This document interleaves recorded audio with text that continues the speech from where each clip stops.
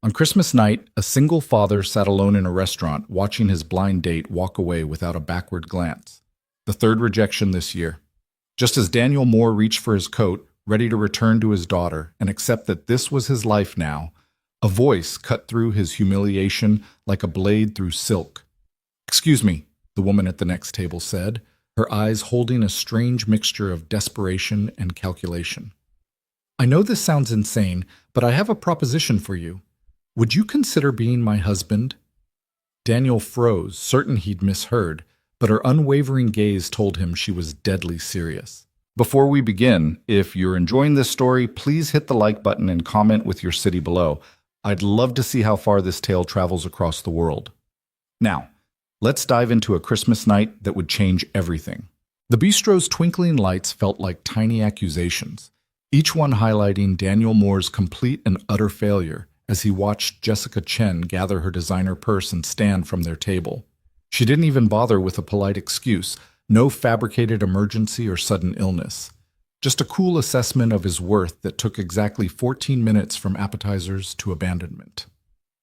"I'm sorry, but this isn't going to work," Jessica said, her voice carrying the same tone she might use to decline an upsell at a car dealership.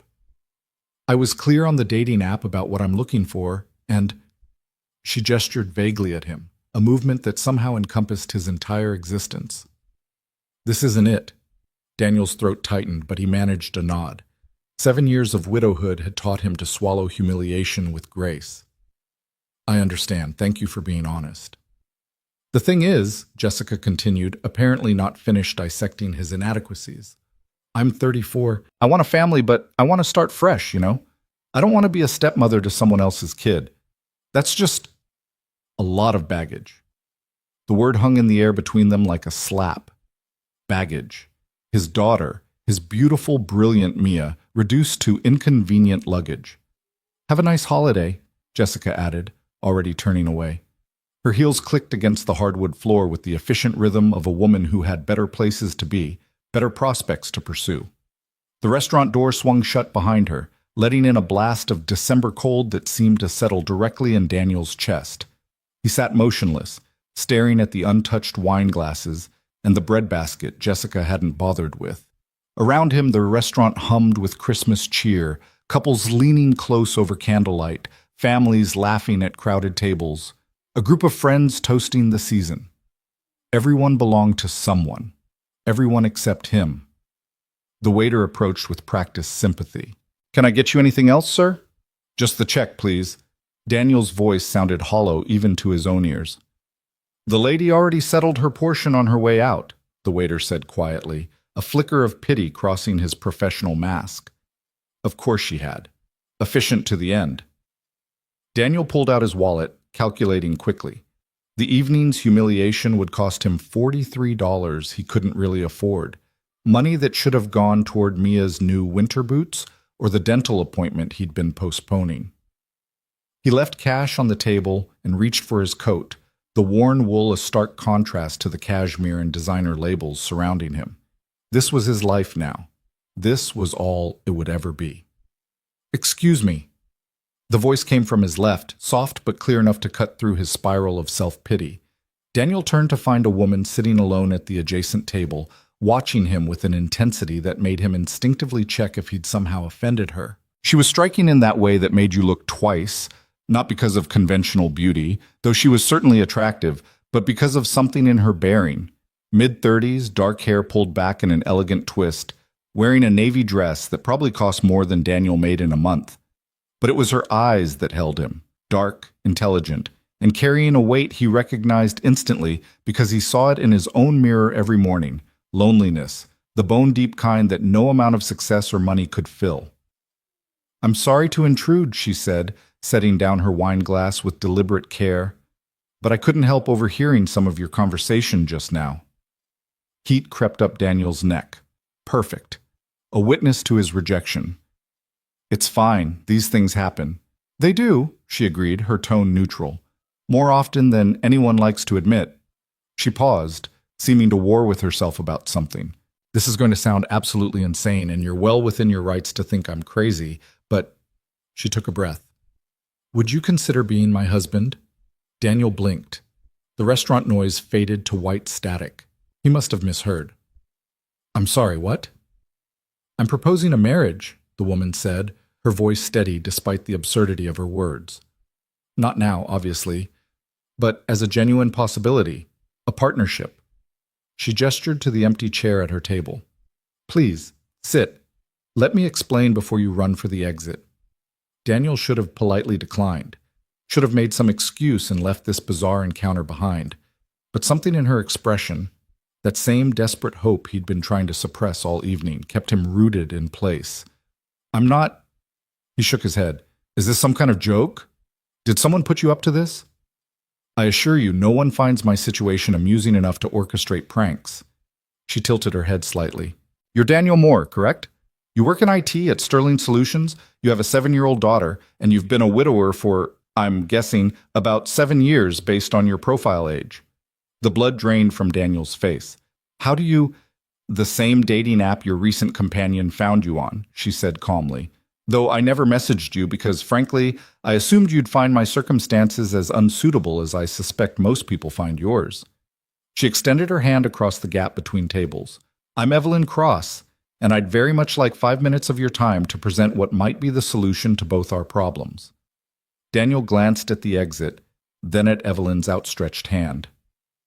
Everything about this screamed danger, stranger danger, scam alert, too good to be true warning bells. But underneath the alarm was curiosity, and beneath that, something he barely dared acknowledge, the faint pulse of possibility. He moved to her table and took her hand. Her grip was firm, professional. "5 minutes," he said. "That's all I need." Evelyn waited until he'd settled into the chair before continuing. "I'm going to be brutally honest because I suspect we're both too tired for anything else. I'm 36 years old. I have a successful career in corporate law. I own my condo, I have excellent health insurance, and I've built a comfortable life by any objective measure." She paused. "I also cannot have biological children due to medical complications from an accident when I was younger. And that single fact has made me fundamentally undesirable in the dating market." Daniel's response came before he could stop it. "That's incredibly unfair." "Life often is," Evelyn said with a slight smile that didn't reach her eyes. "But it's taught me to be pragmatic. I've spent 3 years trying to find a partner through traditional means, apps, setups, social events. Without fail, the moment I disclose my inability to have children, men disappear. Some are kind about it, most aren't, but the result is always the same." "I'm sorry," Daniel said quietly. "People should be better than that. And yet," Evelyn lifted her wine glass, examining the burgundy liquid as if it held answers. "Meanwhile, you face the opposite problem. You already have a child, which makes you baggage to women who want to start fresh. You're automatically excluded from an entire category of potential partners simply because you're a father." The accuracy of her assessment stung. "You really did read my profile. And the comments section of every photo," Evelyn admitted.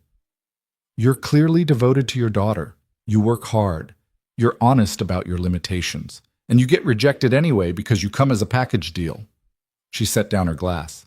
"So here's my proposition. What if we solved each other's problems?" Daniel leaned back in his chair, trying to process this surreal turn of events. "You want to marry someone you've never met because we both get rejected a lot? That's insane," Evelyn finished.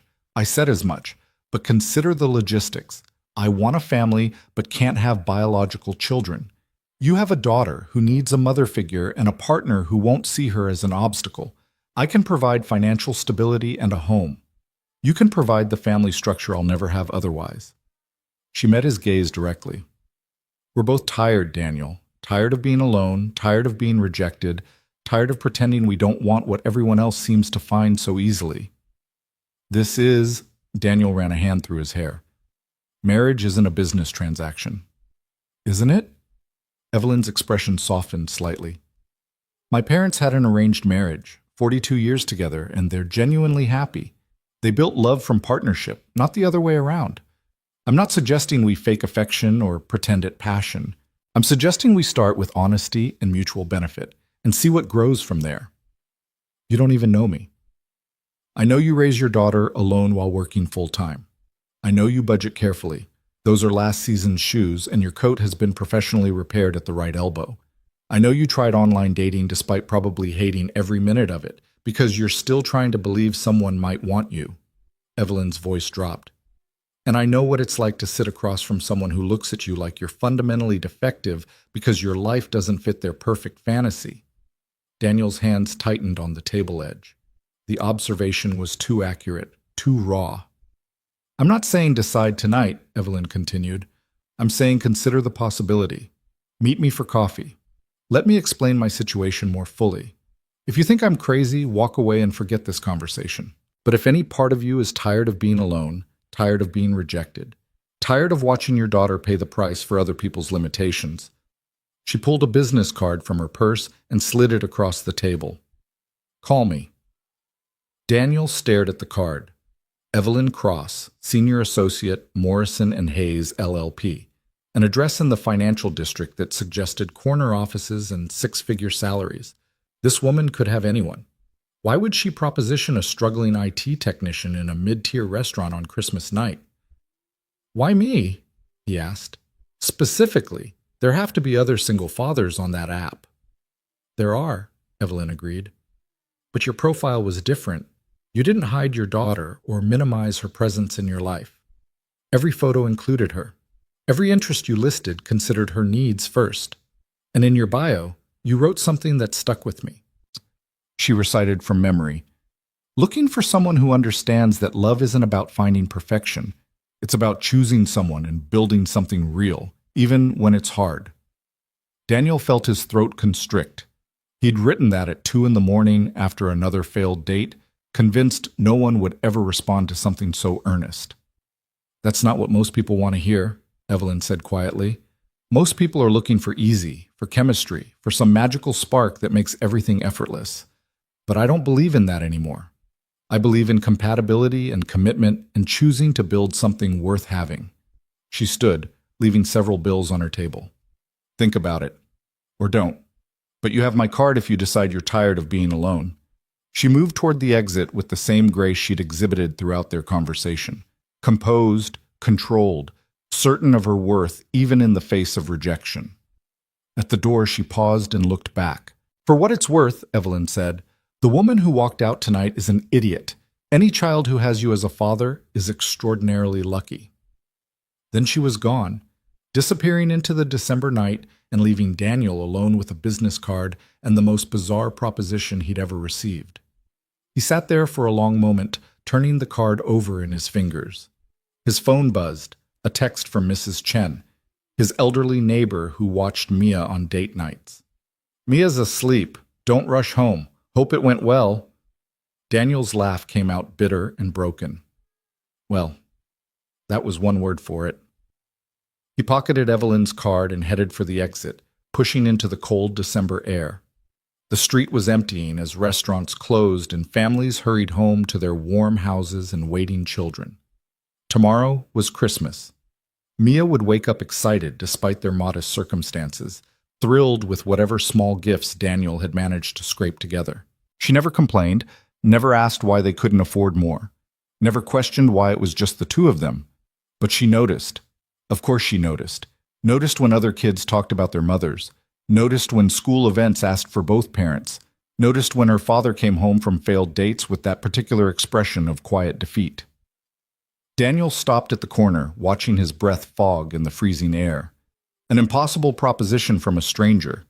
A marriage of convenience to solve mutual problems. It was absurd, reckless, potentially dangerous.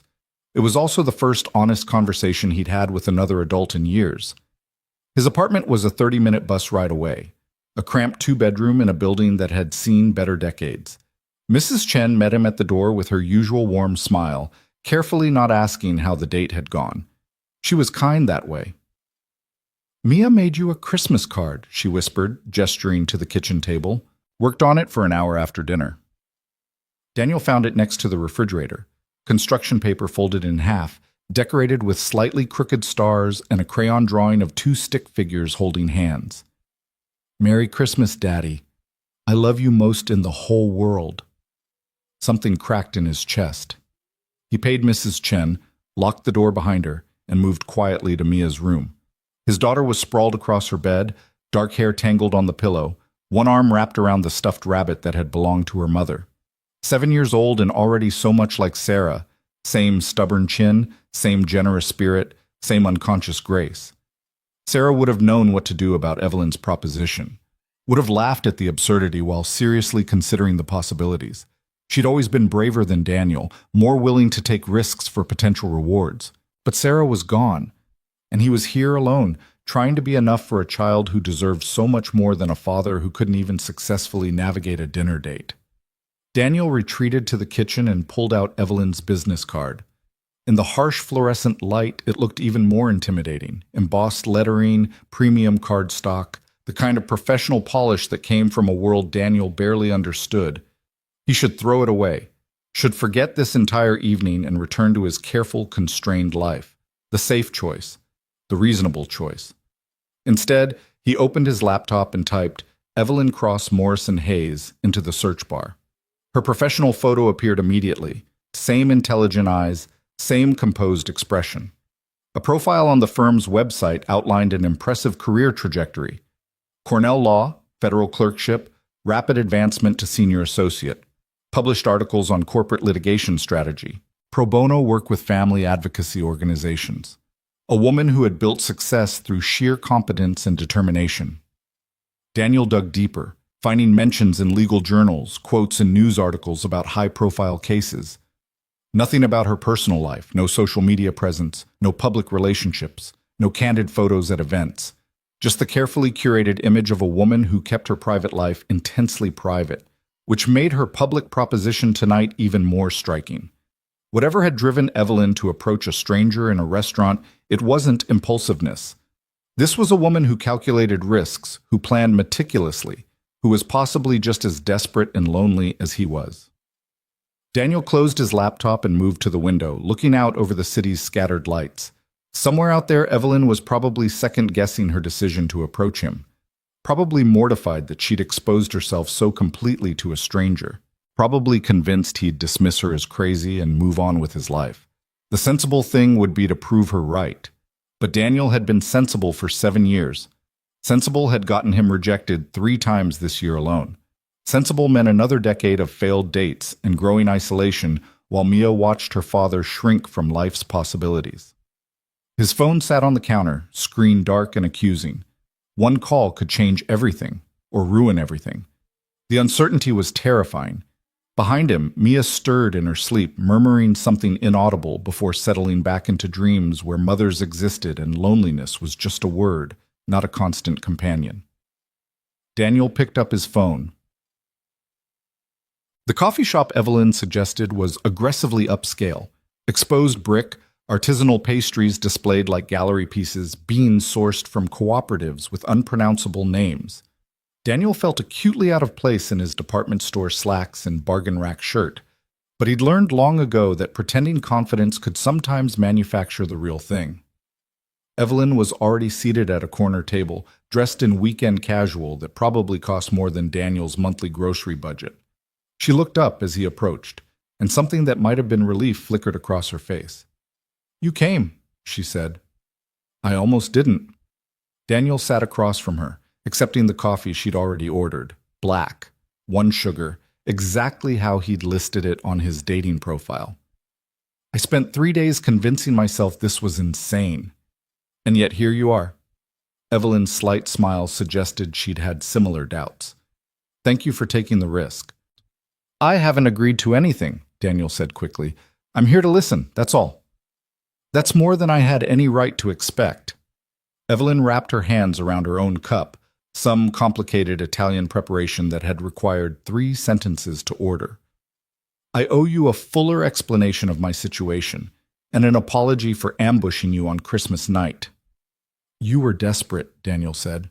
"It wasn't quite a question." "I was having the worst holiday of my life," Evelyn admitted. "I'd spent Christmas dinner with my parents, listening to my mother make increasingly unsubtle comments about my empty house and wasted potential.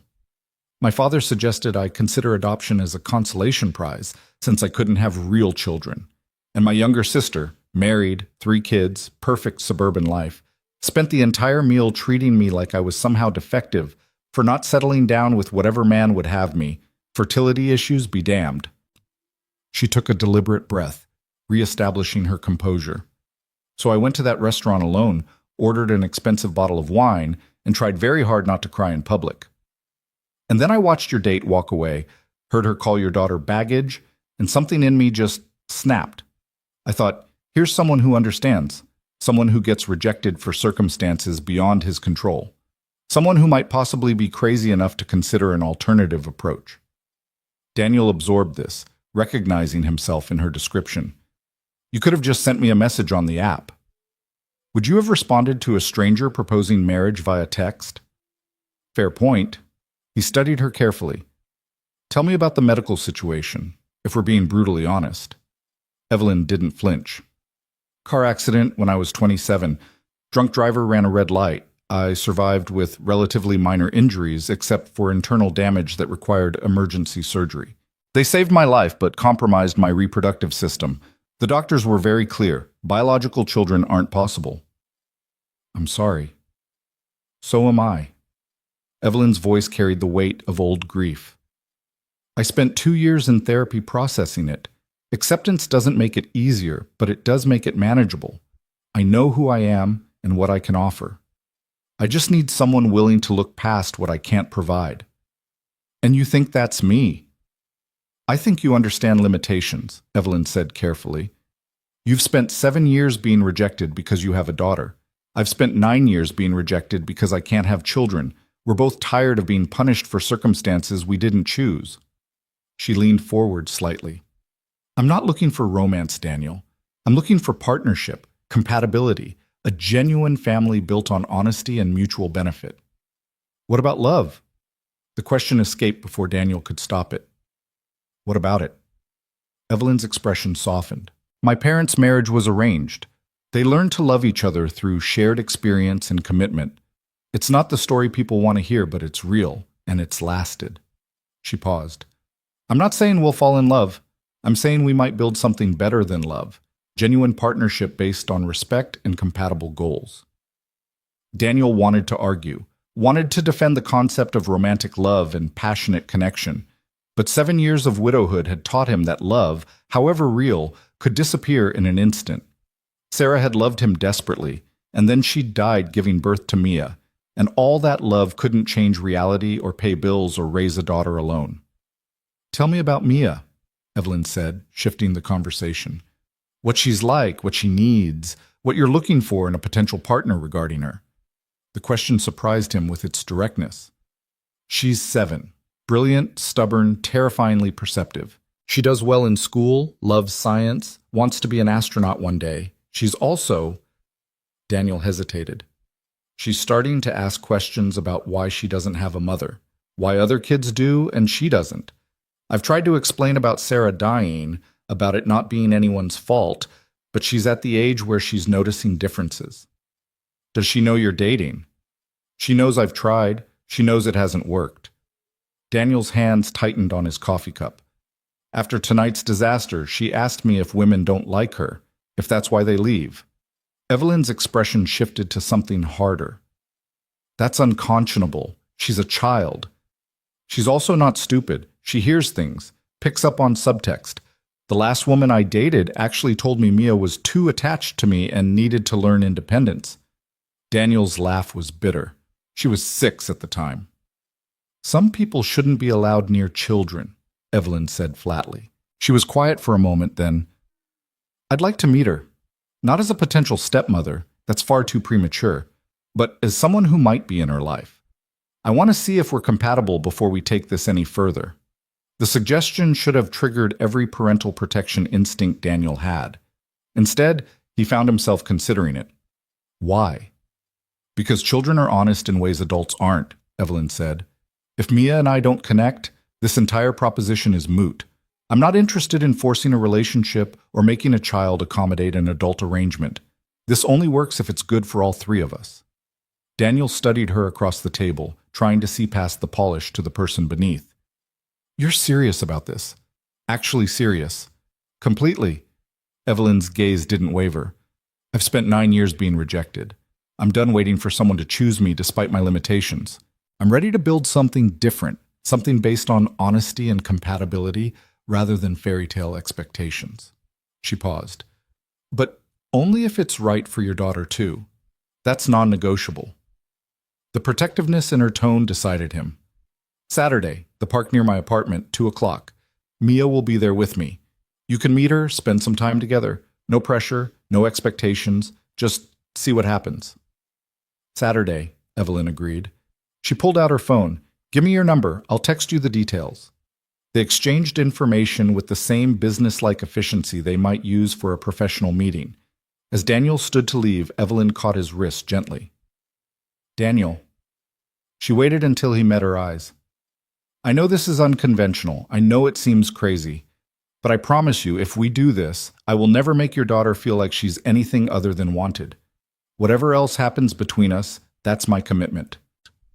The intensity in her voice, the absolute certainty, loosened something in Daniel's chest he hadn't realized was clenched.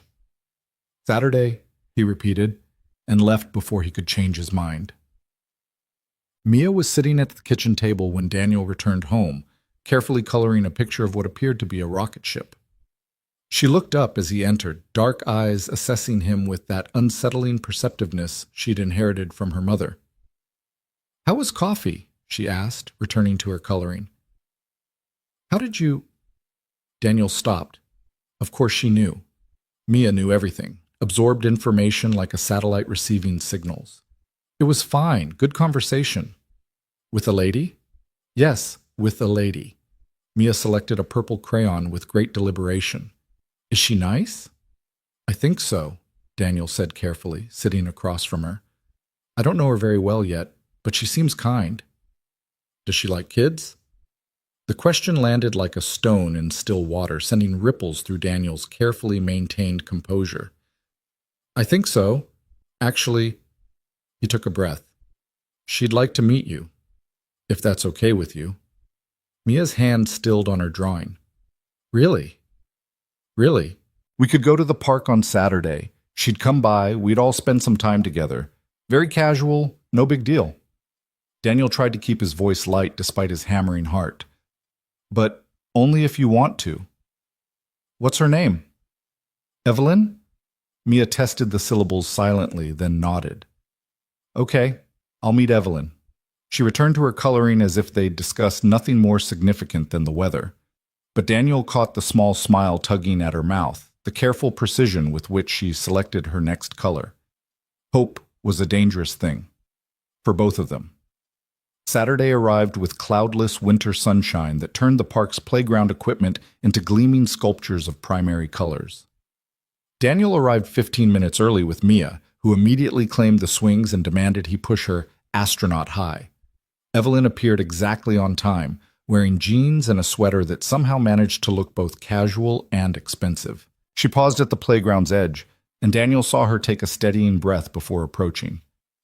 You must be Mia, Evelyn said, her voice warm but not patronizing. I'm Evelyn. Your dad said you're interested in space. Mia slowed her swing, studying Evelyn with that same unnervingly direct gaze. He said you're nice. I try to be, Evelyn smiled. Though I think whether I'm nice is something you should decide for yourself. That's a good answer, Mia announced, apparently satisfied. Do you know about rockets? Some, Evelyn admitted. I had a friend in law school who worked on satellite law, the regulations about what can and can't go into space. She taught me a fair amount about orbital mechanics. Mia's eyes widened. Really? That's so cool! Did you know that? And just like that, she was off, rattling through a stream of space facts with the enthusiasm only a 7-year-old could muster. Evelyn listened attentively, asking follow-up questions that demonstrated genuine interest rather than polite indulgence. Daniel hung back, watching the interaction with a mixture of hope and terror. This could work, or it could be the worst mistake he'd ever made. After an hour of playground equipment and space facts, they moved to a nearby cafe. Mia ordered hot chocolate with extra marshmallows and continued her interrogation of Evelyn, who fielded questions about her job, her apartment, her favorite foods, and her opinion on various scientific theories with impressive patience. Do you have kids? Mia asked suddenly, cutting through a discussion about black holes. Evelyn's expression didn't change, but Daniel saw her fingers tighten slightly on her coffee cup. No, I don't. I can't have biological children because of a medical situation, but I'd very much like to have a family someday. Mia absorbed this with serious consideration. That's sad. But my friend Emma's adopted, and she says that's the same as having real parents. Emma's right, Evelyn said softly. Family isn't just about biology. It's about who chooses to love you and take care of you. Like my dad, Mia said, reaching for Daniel's hand across the table. He chose to keep me even though my mom died. That makes him extra family. Daniel's throat closed completely. Evelyn's eyes shimmered with unshed tears. That makes him the very best kind of family, Evelyn agreed. They spent another hour together before Mia started showing signs of tiredness. As they prepared to leave, Mia tugged on Evelyn's sleeve. Can we do this again? She asked. Next week, maybe? Evelyn glanced at Daniel, who managed a nod. I'd like that very much, she told Mia. If your dad says it's okay. It's okay, Mia said firmly, deciding for both of them. She looked between the adults with that knowing expression that suggested she understood far more than she should. I like you, Evelyn. You don't pretend to like me. You actually do. I actually do, Evelyn confirmed, her voice thick with emotion. On the walk home, Mia was uncharacteristically quiet. Finally, she looked up at Daniel with serious eyes. Is Evelyn going to be my new mom? Daniel's steps faltered. Would you want that, if it happened? Mia considered this with her usual thoughtful deliberation. I think maybe yes. She's smart and she listens, and she didn't lie about not having kids, and she looked at you the way you look at pictures of mom, like you're sad but also hoping something good might happen. She swung their joined hands. I think mom would like her too, because mom would want us to be happy, right? Daniel had to stop walking entirely, crouching down to Mia's level. Your mom would want that more than anything, he managed, pulling his daughter close. And for what it's worth, I think you're right. I think mom would like Evelyn very much. Then we should see what happens, Mia declared with 7-year-old certainty. That's what you always say. We can't know until we try. Out of the mouths of children, Daniel thought, came either wisdom or disaster, sometimes both. That night, after Mia was asleep, Daniel texted Evelyn. She liked you. More importantly, you liked her. Actually liked her. Not just the idea of her. That matters. Evelyn's response came quickly.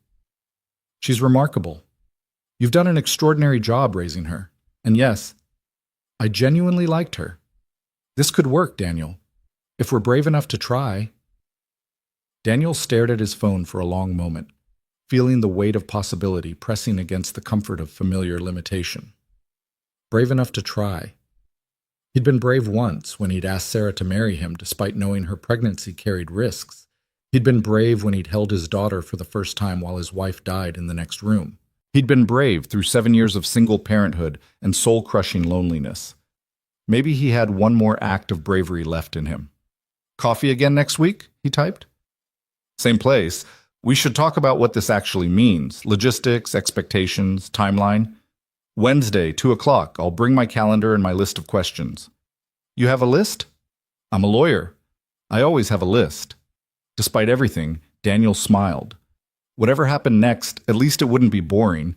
The coffee meetings became a weekly ritual, each one peeling back another layer of careful pretense until what remained was startlingly honest.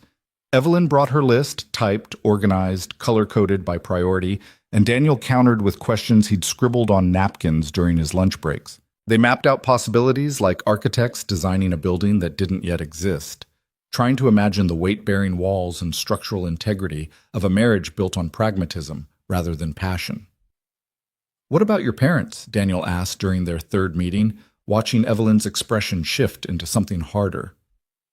There'll be a problem, she admitted, stirring sugar into her coffee with unnecessary precision. My father is a corporate executive who believes everything worth having requires strategic planning. My mother is a socialite who thinks marriage should elevate status, not solve problems.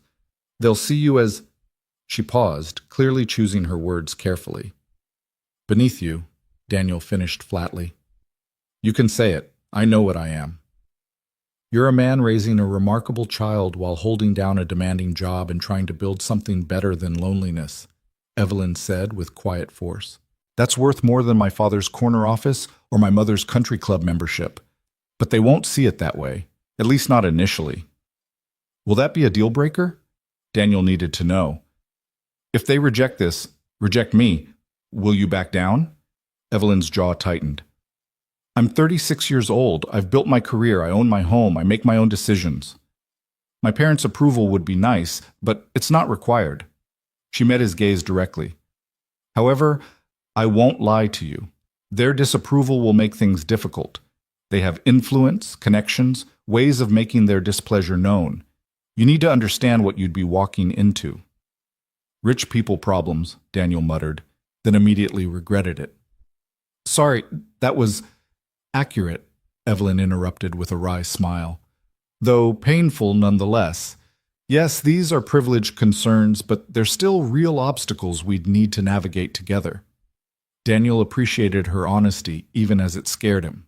What about the practical stuff? If we actually did this, how would it work? You live in the financial district. I live in a rent-controlled apartment in Queens. Mia's school is 15 minutes from our place. Her entire world is in that neighborhood. Then we stay there, Evelyn said simply. Or we find something nearby that works for all three of us. I don't need luxury, Daniel. I need family. Everything else is negotiable. You'd leave your condo, just like that? I'd sell or rent it out. It's square footage and a good investment, but it's not home. Home is... Evelyn's expression softened slightly. Home is where the people you love are. At least that's what I'm hoping it could become. They worked through logistics with the same methodical care lawyers and IT specialists brought to complex problems. Timeline: 6 months of dating publicly, building toward an engagement that wouldn't shock their respective circles. Living arrangements. Evelyn would gradually spend more time at Daniel's apartment, letting Mia adjust to her presence before any major changes. Finances. They'd maintain separate accounts initially, but contribute proportionally to shared expenses. Legal protections. Evelyn insisted on a prenuptial agreement that would protect both Mia's interests and Daniel's parental rights. I want to adopt her, Evelyn said during their 5th coffee meeting, the words tumbling out quickly as if she'd been holding them back. Not immediately, not until she's ready and you're comfortable and we're all certain this is working, but eventually I'd like to legally become her mother, if that's something you'd consider. Daniel's coffee cup froze halfway to his mouth. You've thought about this. Really thought about it. I've thought about little else, Evelyn admitted. Mia deserves security, legal protection, someone who has the right to make decisions if something ever happened to you. And her voice caught slightly. I want that bond, not just playing house or pretending. I want to be her mother in every way that matters. Something shifted in Daniel's chest, that careful wall he'd built around hope cracking just enough to let possibility leak through. She'd need to agree. This doesn't happen without her full consent. I wouldn't want it any other way. 2 months into their careful courtship, Evelyn started spending Saturday afternoons at Daniel's apartment. She'd arrive with groceries, always too much, always expensive brands that Daniel would never buy for himself, and help Mia with homework while Daniel caught up on laundry and bills. They fell into an easy rhythm, comfortable in ways that surprised all of them. Mia blossomed under the attention, soaking up Evelyn's genuine interest in her science projects and elaborate theories about extraterrestrial life. Evelyn, in turn, seemed to unwind in their cramped apartment, shedding the corporate polish that defined her professional life. Daniel watched them together, Mia explaining orbital mechanics with wild hand gestures while Evelyn listened with absolute focus, and felt something he'd thought died with Sarah stirring back to life. Not love, not yet, but maybe the foundation for it. Tell me about your wife, Evelyn said one evening after Mia had gone to bed. They were sitting on Daniel's worn couch, both nursing glasses of wine Evelyn had brought. If we're going to do this, I should know about her. About what you lost. Daniel's first instinct was to deflect, to offer the sanitized version he gave strangers. But Evelyn deserved better than performance. Sarah was... He paused, trying to find words adequate to the task. She was braver than me, always. She knew the pregnancy was high risk, knew the doctors were concerned about her heart condition. They offered to terminate, said it would be safer, but Sarah wanted Mia more than she wanted safety. His hands tightened on his wine glass.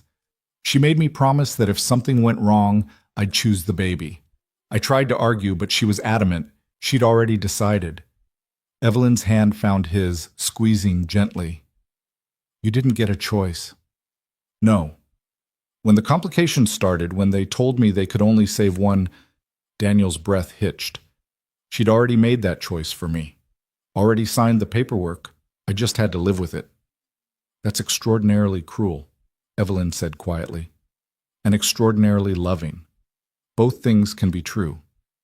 7 years, Daniel continued, needing to finish now that he'd started. 7 years of being grateful for Mia and angry at Sarah and guilty for being angry. 7 years of watching my daughter grow up brilliant and beautiful and wondering what Sarah would think, what she would say. 7 years of being so goddamn lonely, I sometimes forget what it feels like not to be. Evelyn was quiet for a long moment, her thumb tracing circles on the back of his hand. I can't replace her. I need you to know that. I'm not trying to erase Sarah or pretend she didn't matter. I know, Daniel said. That's part of why this might work. You're not asking me to forget. You're just asking me to try again differently. Are we trying? Evelyn's voice carried a vulnerability he'd never heard before. Actually trying? Because I need to know if this is still theoretical or if we're genuinely moving toward something real. Daniel turned to face her fully, seeing past the polish to the woman beneath, lonely, hopeful, terrified of another rejection. He recognized her because he saw the same expression in his mirror every morning. I think we're trying, he said carefully. I think somewhere between coffee meetings and grocery shopping and watching you help Mia with her homework, this stopped being theoretical. I don't know if it's love yet, but it's something that feels like it could grow into what we need. Evelyn's eyes shimmered with unshed tears. That's the most hopeful thing anyone said to me in 9 years. Then we're both pathetic, Daniel said, but he was smiling when he said it. She leaned against his shoulder and he wrapped an arm around her, and they sat in comfortable silence while the city hummed beyond the windows. It wasn't romance, it wasn't the passionate connection movies promised, but it was real, and it was theirs, and maybe that was enough. 3 months into their arrangement, Evelyn broached the subject neither had wanted to address.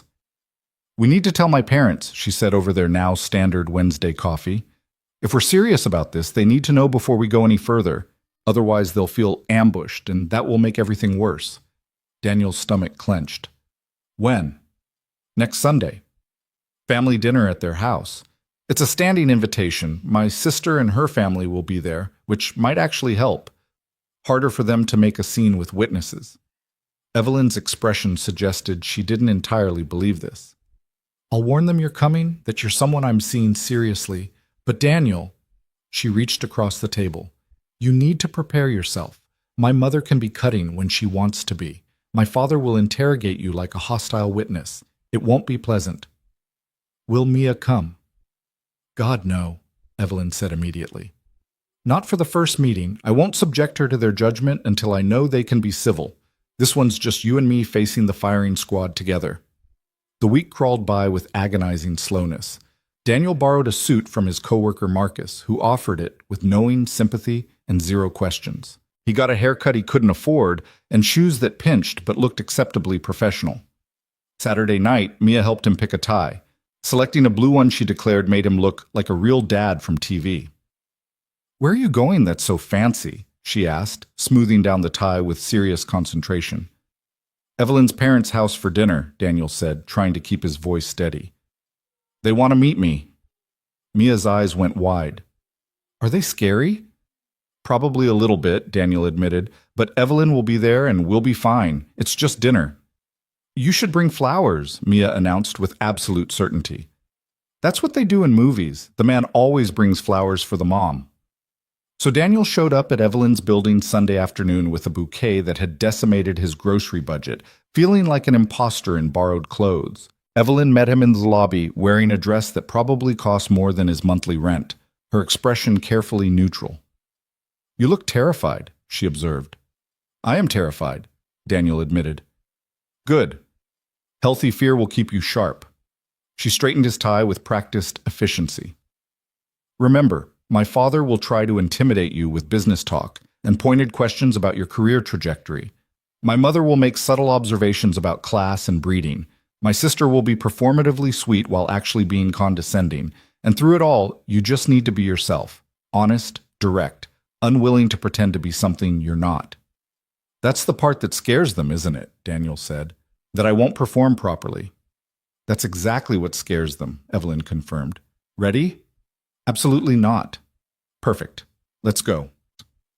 The drive to her parents' house took them out of the city proper and into the kind of suburb where lawns were professionally maintained and property values had more zeros than Daniel could comfortably contemplate. The Cross family home was a sprawling colonial that looked like it had been transplanted from a country club magazine. White columns, perfect symmetry, windows that gleamed in the late afternoon sun. A woman who could only be Evelyn's mother answered the door, her smile polite and assessing in the same breath. Evelyn, darling, and you must be Daniel. She accepted the flowers with the graciousness of someone receiving tribute from a minor vassal.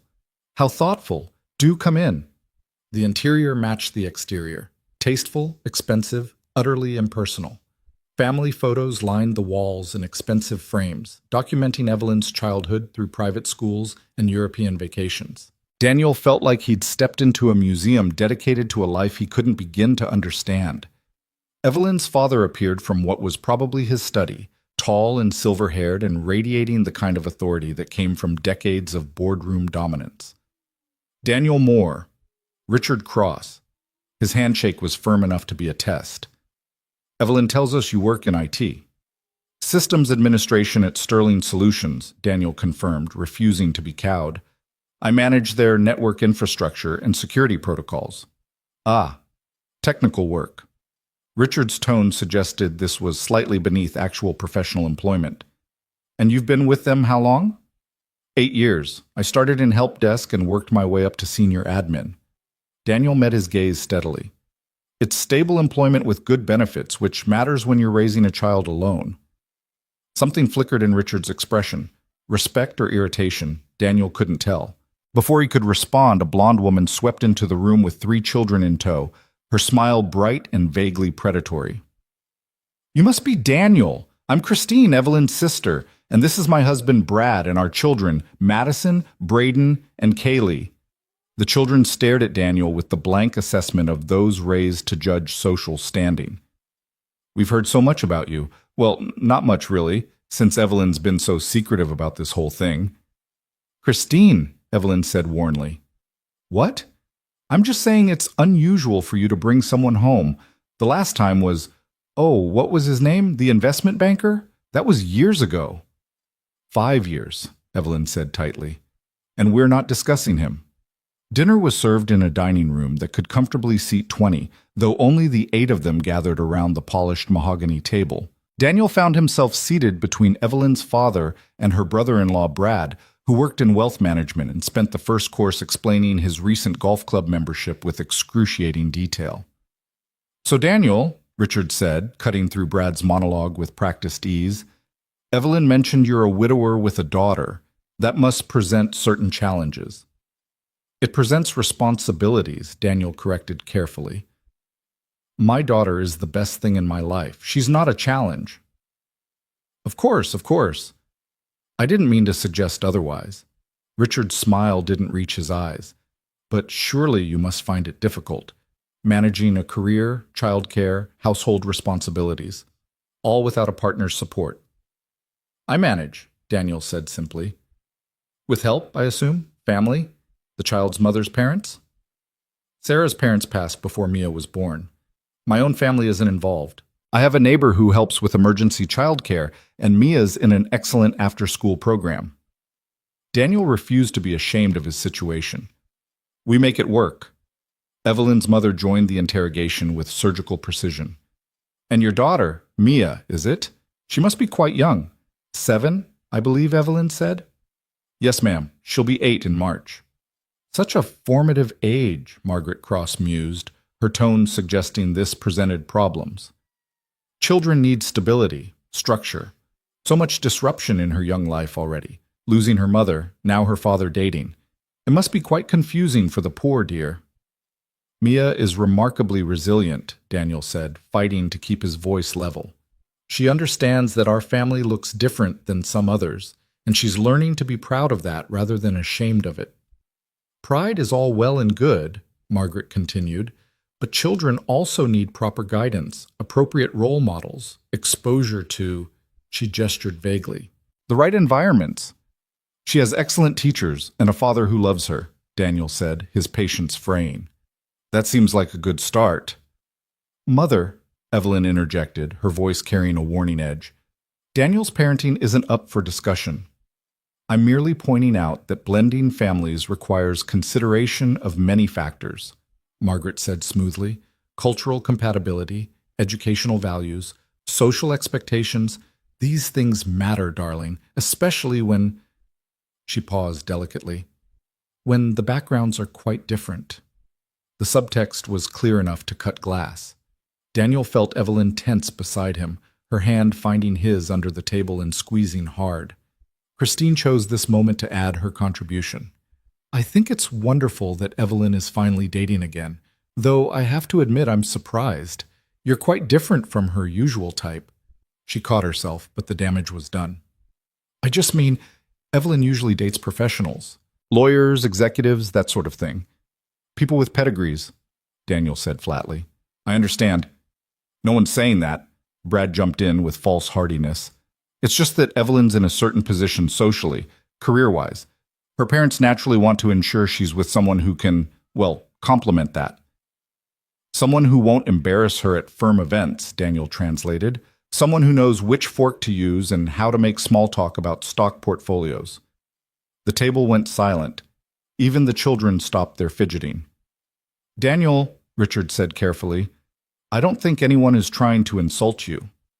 No, Daniel agreed, setting down his fork with deliberate calm.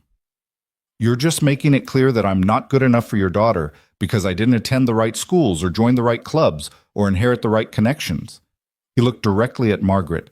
And you're worried that my daughter, a 7-year-old child, isn't properly cultured enough to fit into your social circles. That's not, Margaret began. It is exactly what you're saying, Daniel interrupted. You're just too polite to say it directly. So let me be direct for all of us. He stood, his borrowed suit suddenly feeling like armor. I'm not from your world. I work for a living, I live paycheck to paycheck, and my daughter's mother died giving birth to her because we couldn't afford the kind of medical care that might have saved them both. I've spent 7 years being rejected by people who think single fathers are too much work, too complicated, too damaged to deserve a second chance at happiness. He turned to Evelyn, who was staring at him with wide eyes. I came here because you asked me to, because I thought maybe your parents deserved a chance to see past the surface to who I actually am. But I won't sit here while they insult my daughter or make you feel like choosing me as some kind of charitable act. Daniel pulled out his wallet and placed several bills on the table, enough to cover his portion of dinner he'd barely touched. Thank you for the meal. I can find my own way home. Daniel, wait. Evelyn was on her feet, but Daniel was already moving toward the door. He made it to the foyer before she caught up, her heels clicking sharply on the marble floor. Don't leave, please. They'll never accept me, Evelyn. You have to see that. Daniel's voice cracked. And I won't put Mia through this. Won't let her be judged and found wanting by people who measure worth in country club memberships and stock portfolios. You're right, Evelyn said, and the agreement stopped him cold. They're being horrible, classist, unforgivable, and I should have shut it down sooner, defended you more forcefully. Her eyes blazed with something fierce. But if you leave now, you're letting them win. You're proving that I can't have both you and my family, that I have to choose. Maybe you do have to choose, Daniel said quietly. Maybe that's what this was always going to come down to. Then I choose you. Evelyn's voice rang clear and certain. I choose you and Mia and the life we're building together, but I'm not ready to give up on my parents yet. They're wrong, but they're also scared of losing me, scared of change, scared of anything that doesn't fit their narrow worldview. Give them a chance to do better. And if they don't, then I choose you anyway, Evelyn repeated. Every time, without question. Daniel searched her face, looking for doubt or hesitation, found only fierce determination and something that looked remarkably like love. "One more chance," he said finally, "but if they go after Mia, if they so much as suggest she's not good enough, we're done. I won't negotiate my daughter's worth." "Deal." Evelyn took his hand. "Now come back to that dining room and let me do what I should have done from the start. Make it absolutely clear that you're not up for discussion or debate. You're my choice, and they can either accept that or lose me." They returned to find the dining room in tense silence, Christine herding her children toward dessert, while Brad studied his phone with sudden fascination. Richard and Margaret sat frozen at the table, matching expressions of discomfort on their carefully maintained faces. Evelyn didn't sit down. "I need to say something, and I need everyone to listen without interruption." Her lawyer voice, cool, professional, absolutely unyielding. "Daniel is not some phase or questionable decision that requires your approval. He's a good man raising a remarkable child while building a life that has more integrity than most people in your country club will ever achieve." "Evelyn, we're just concerned," Margaret began. I said no interruptions. Evelyn's tone could have cut diamond. "For 9 years, I've listened to your concerns about my dating life, my biological limitations, my failure to produce grandchildren who meet your exacting standards. I've endured setups with appropriate men who found me defective and dating advice that boiled down to lowering my standards and hiding my limitations." She paused, letting the words land. "Daniel doesn't see me as defective. His daughter doesn't see me as a backup option or consolation prize. They see me as someone worth choosing, worth fighting for, worth building a family with, and I will not apologize for choosing them back." "We only want what's best for you," Richard said quietly. "Then be better," Evelyn shot back. "Be the parents who raised me to value character over credentials, who taught me that worth isn't measured in bank accounts or pedigrees. Be the people I can bring my family home to without worrying that my daughter—" She corrected herself deliberately. "That our daughter will be judged for not knowing which fork to use or not having the right last name." Margaret's expression shifted, something cracking in her carefully maintained composure. "You're serious about this man, genuinely serious." "I'm planning to marry him," Evelyn said simply. "We haven't set a date yet and I haven't officially proposed, but yes, I'm serious. This is happening. The only question is whether it happens with your blessing or without it." The silence stretched long enough to become uncomfortable. Finally, Richard cleared his throat. "Daniel," he said, his voice carrying a different quality now, less interrogation, more assessment. "I apologize. You're right that we were being unfair, making assumptions based on circumstances rather than character." He gestured to the empty chair. "Would you be willing to stay? Start this evening over?" Daniel looked at Evelyn, who nodded almost imperceptibly. "One condition," he said. "You want to know about me, about my life, about whether I'm good enough for your daughter? Fine. Ask me anything. But we don't discuss Mia except to establish that she's loved, cared for, and not up for judgment. Understood?" "Understood," Richard agreed. They returned to the table, and the evening shifted into something resembling actual conversation rather than interrogation. Daniel talked about his work, his challenges as a single father, his hopes for the future. Richard shared stories about Evelyn's childhood that made her blush. Margaret softened fractionally, asking questions that suggested genuine interest rather than hostile assessment. It wasn't acceptance. Not yet. But it was a start. By the time they left, 3 hours later, Daniel's head ached from navigating conversational minefields, and Margaret had almost smiled when saying goodbye. Christine had been suspiciously quiet after Evelyn's speech, and Brad had switched from golf talk to actually asking about Daniel's work with something resembling real curiosity. In the car, Evelyn collapsed against the seat with an exhausted laugh. "That was a disaster. That was the worst dinner of my life," Daniel agreed. "And I once ate gas station sushi. I can't believe you walked out. I can't believe you came back. I can't believe you told them we're getting married." Daniel turned to face her. "We haven't actually discussed that part, the actual marriage part." Evelyn's confidence wavered. "I know, I may have gotten ahead of myself, but in the moment, with them judging you, judging us, I needed them to understand this isn't casual. This is my future. You're my future. She paused. If you want to be. Daniel thought about the evening, the judgment, the class warfare, the exhausting performance of proving his worth to people who started from a position of skepticism. He thought about going home to Mia, explaining where he'd been and what it meant. Thought about the future Evelyn was offering, complicated, difficult, requiring constant navigation of worlds that didn't quite fit together. He thought about being alone, about another decade of failed dates and growing isolation, about Mia asking why no one wanted them. I want to be, he said finally. Your future, Mia's and mine, all of it, even the impossible parts. Evelyn's smile blazed bright enough to light the car's interior. Even my terrible parents? Even your terrible parents, Daniel confirmed, though I'm drawing the line at country club memberships. Deal.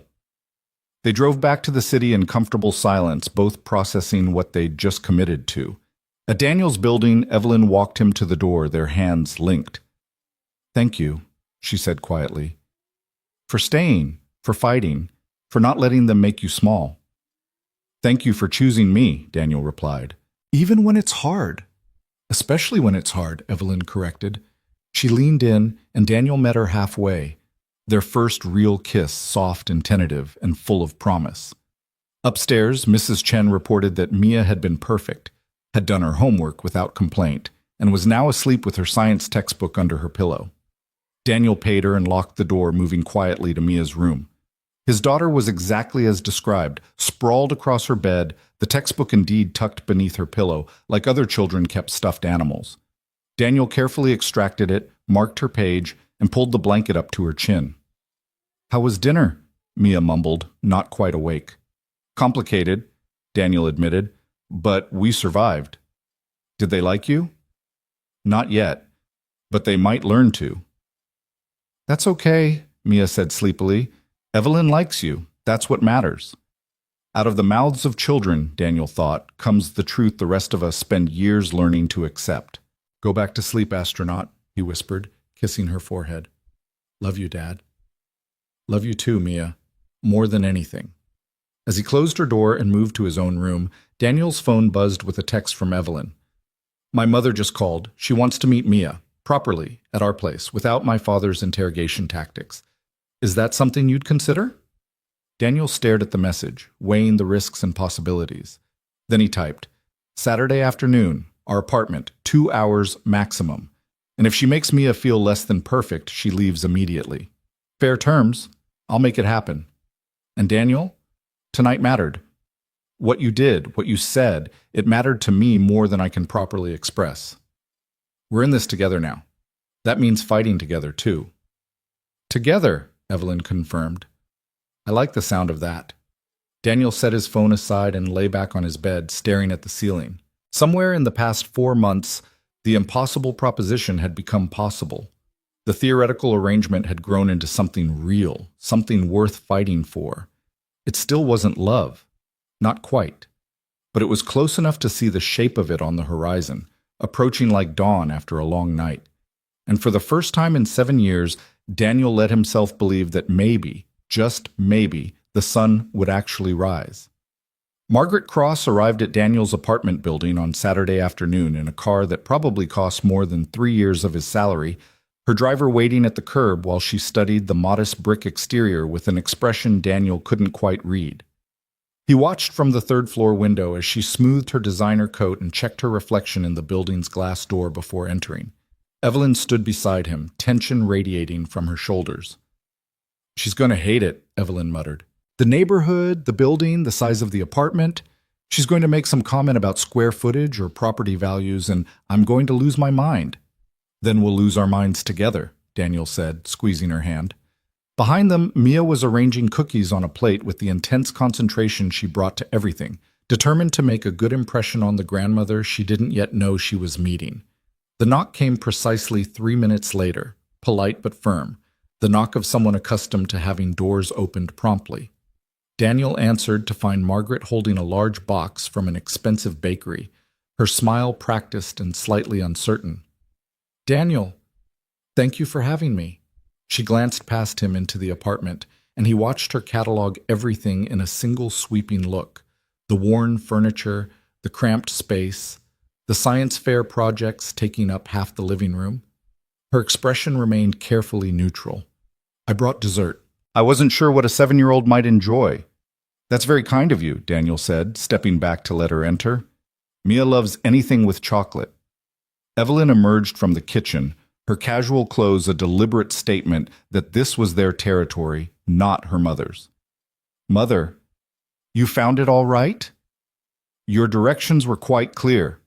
Margaret set the bakery box on the counter, her movements precise and controlled. Then she turned toward Mia, who had stopped arranging cookies and was studying this new stranger with open curiosity. For a long moment, the two assessed each other. Margaret with her tailored perfection and measured composure, Mia with her rumpled NASA t-shirt and direct, uncompromising gaze. Daniel held his breath, ready to intervene at the first sign of condescension.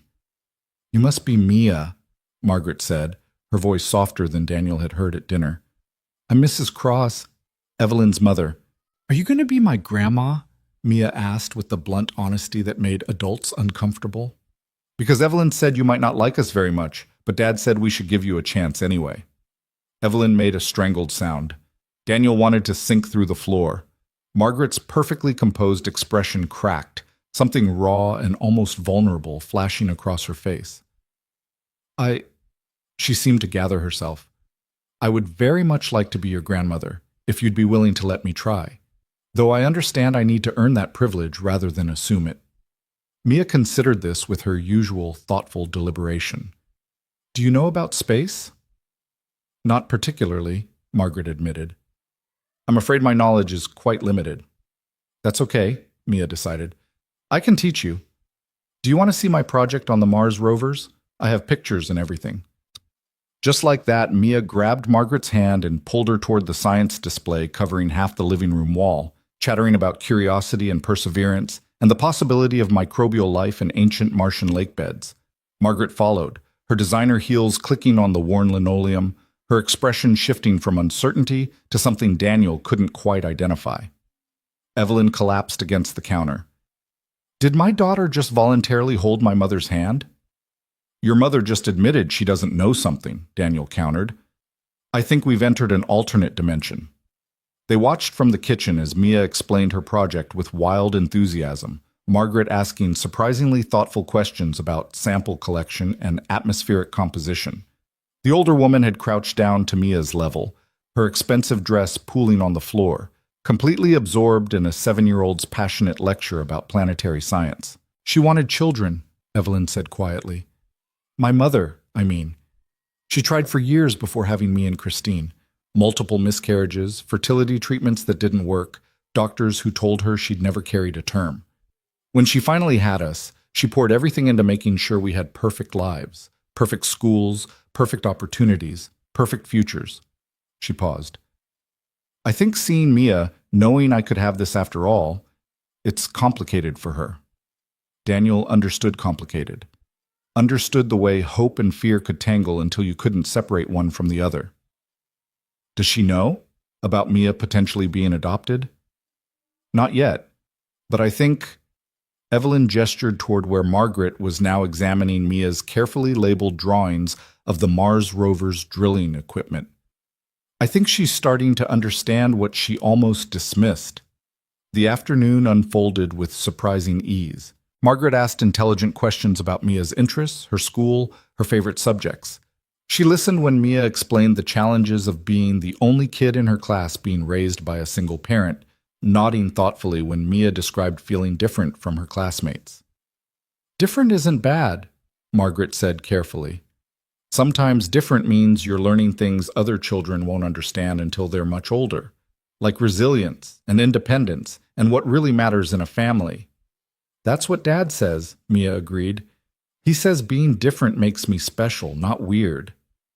"Your father is absolutely right." Margaret glanced at Daniel, something like apology in her expression. "You're very fortunate to have a father who sees your worth so clearly." Over tea and the expensive pastries Margaret had brought, the conversation shifted to lighter topics: Mia's upcoming school play, her dreams of becoming an astronaut, her elaborate theories about what aliens might look like if they existed. Margaret shared stories about Evelyn as a child, describing a serious little girl who organized her toys by size and color and lectured her teddy bears on proper courtroom procedure. "You were always so certain about everything," Margaret said to Evelyn, affection warming her voice. "Even at 5 years old, you knew exactly who you were and what you wanted. It drove your father to distraction because you couldn't be persuaded or bribed or convinced to change your mind once you'd decided something."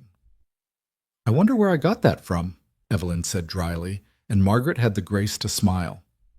As the afternoon wore on, Daniel began to relax fractionally. Margaret wasn't warm exactly, but she was trying, asking genuine questions, laughing at Mia's jokes, carefully avoiding any comments about the apartment's size or location. When Mia spilled juice on her expensive dress, Margaret simply blotted it with a napkin and continued their conversation as if nothing had happened. But the real test came when Mia, emboldened by Margaret's attention, asked the question Daniel had been dreading. "If you become my grandma, does that mean I'm good enough now? Dad said some people think I'm too much work because my mom died and he's just one person. Is that what you thought too?" The room went utterly silent. Margaret's teacup froze halfway to her lips, her expression shifting through shock to something that looked like shame. "Oh, sweetheart," she said, setting down the cup with trembling hands. No. You were never not good enough. Never. If I gave you that impression, if anything I said or did made you feel less than absolutely precious," her voice cracked, "I was wrong. Terribly, inexcusably wrong." Mia studied her with those unnervingly perceptive eyes. "So, you don't think Dad's a bad choice for Evelyn because of me?" "I think your father is making my daughter happier than I've seen her in years," Margaret said carefully. "And I think you're a remarkable young lady who any grandparent would be honored to know. She glanced at Daniel, then Evelyn, clearly struggling. "I was scared. Scared of losing my daughter to a life I didn't understand, scared of changes I couldn't control. But fear doesn't excuse cruelty, and I was cruel at that dinner, to both you and your father." "Adults make mistakes too," Mia said with the wisdom of someone who'd learned to forgive small failings. "Dad says the important thing is trying to do better next time." "Your father," Margaret said, looking directly at Daniel for the first time with something approaching respect, "is clearly an excellent parent who's raised an exceptionally gracious child." Daniel's throat tightened. "Thank you. That means more than you probably realize." The visit extended past the planned 2 hours, stretching into early evening as Margaret showed no signs of wanting to leave. She helped Mia with homework, offering perspective on a history assignment about family traditions that had been causing Mia anxiety. She asked Daniel about his work with genuine interest rather than veiled condescension. She even admired the cramped efficiency of the apartment's layout, noting how everything had been optimized for functionality. When she finally prepared to leave, Mia hugged her spontaneously, wrapping small arms around Margaret's waist. "You can come back if you want. I can teach you more about space stuff." Margaret's eyes went bright with unshed tears. "I would like that very much." She looked at Daniel over Mia's head. "If your father says it's all right." "You're welcome any time," Daniel said, surprised to find he meant it. Though fair warning, Mia's lecture on black holes is approximately 90 minutes long and highly detailed. "I'll prepare myself accordingly," Margaret said with the ghost of a smile. She straightened, smoothing her dress, rebuilding her composure. "Evelyn, could I speak with you privately for a moment?"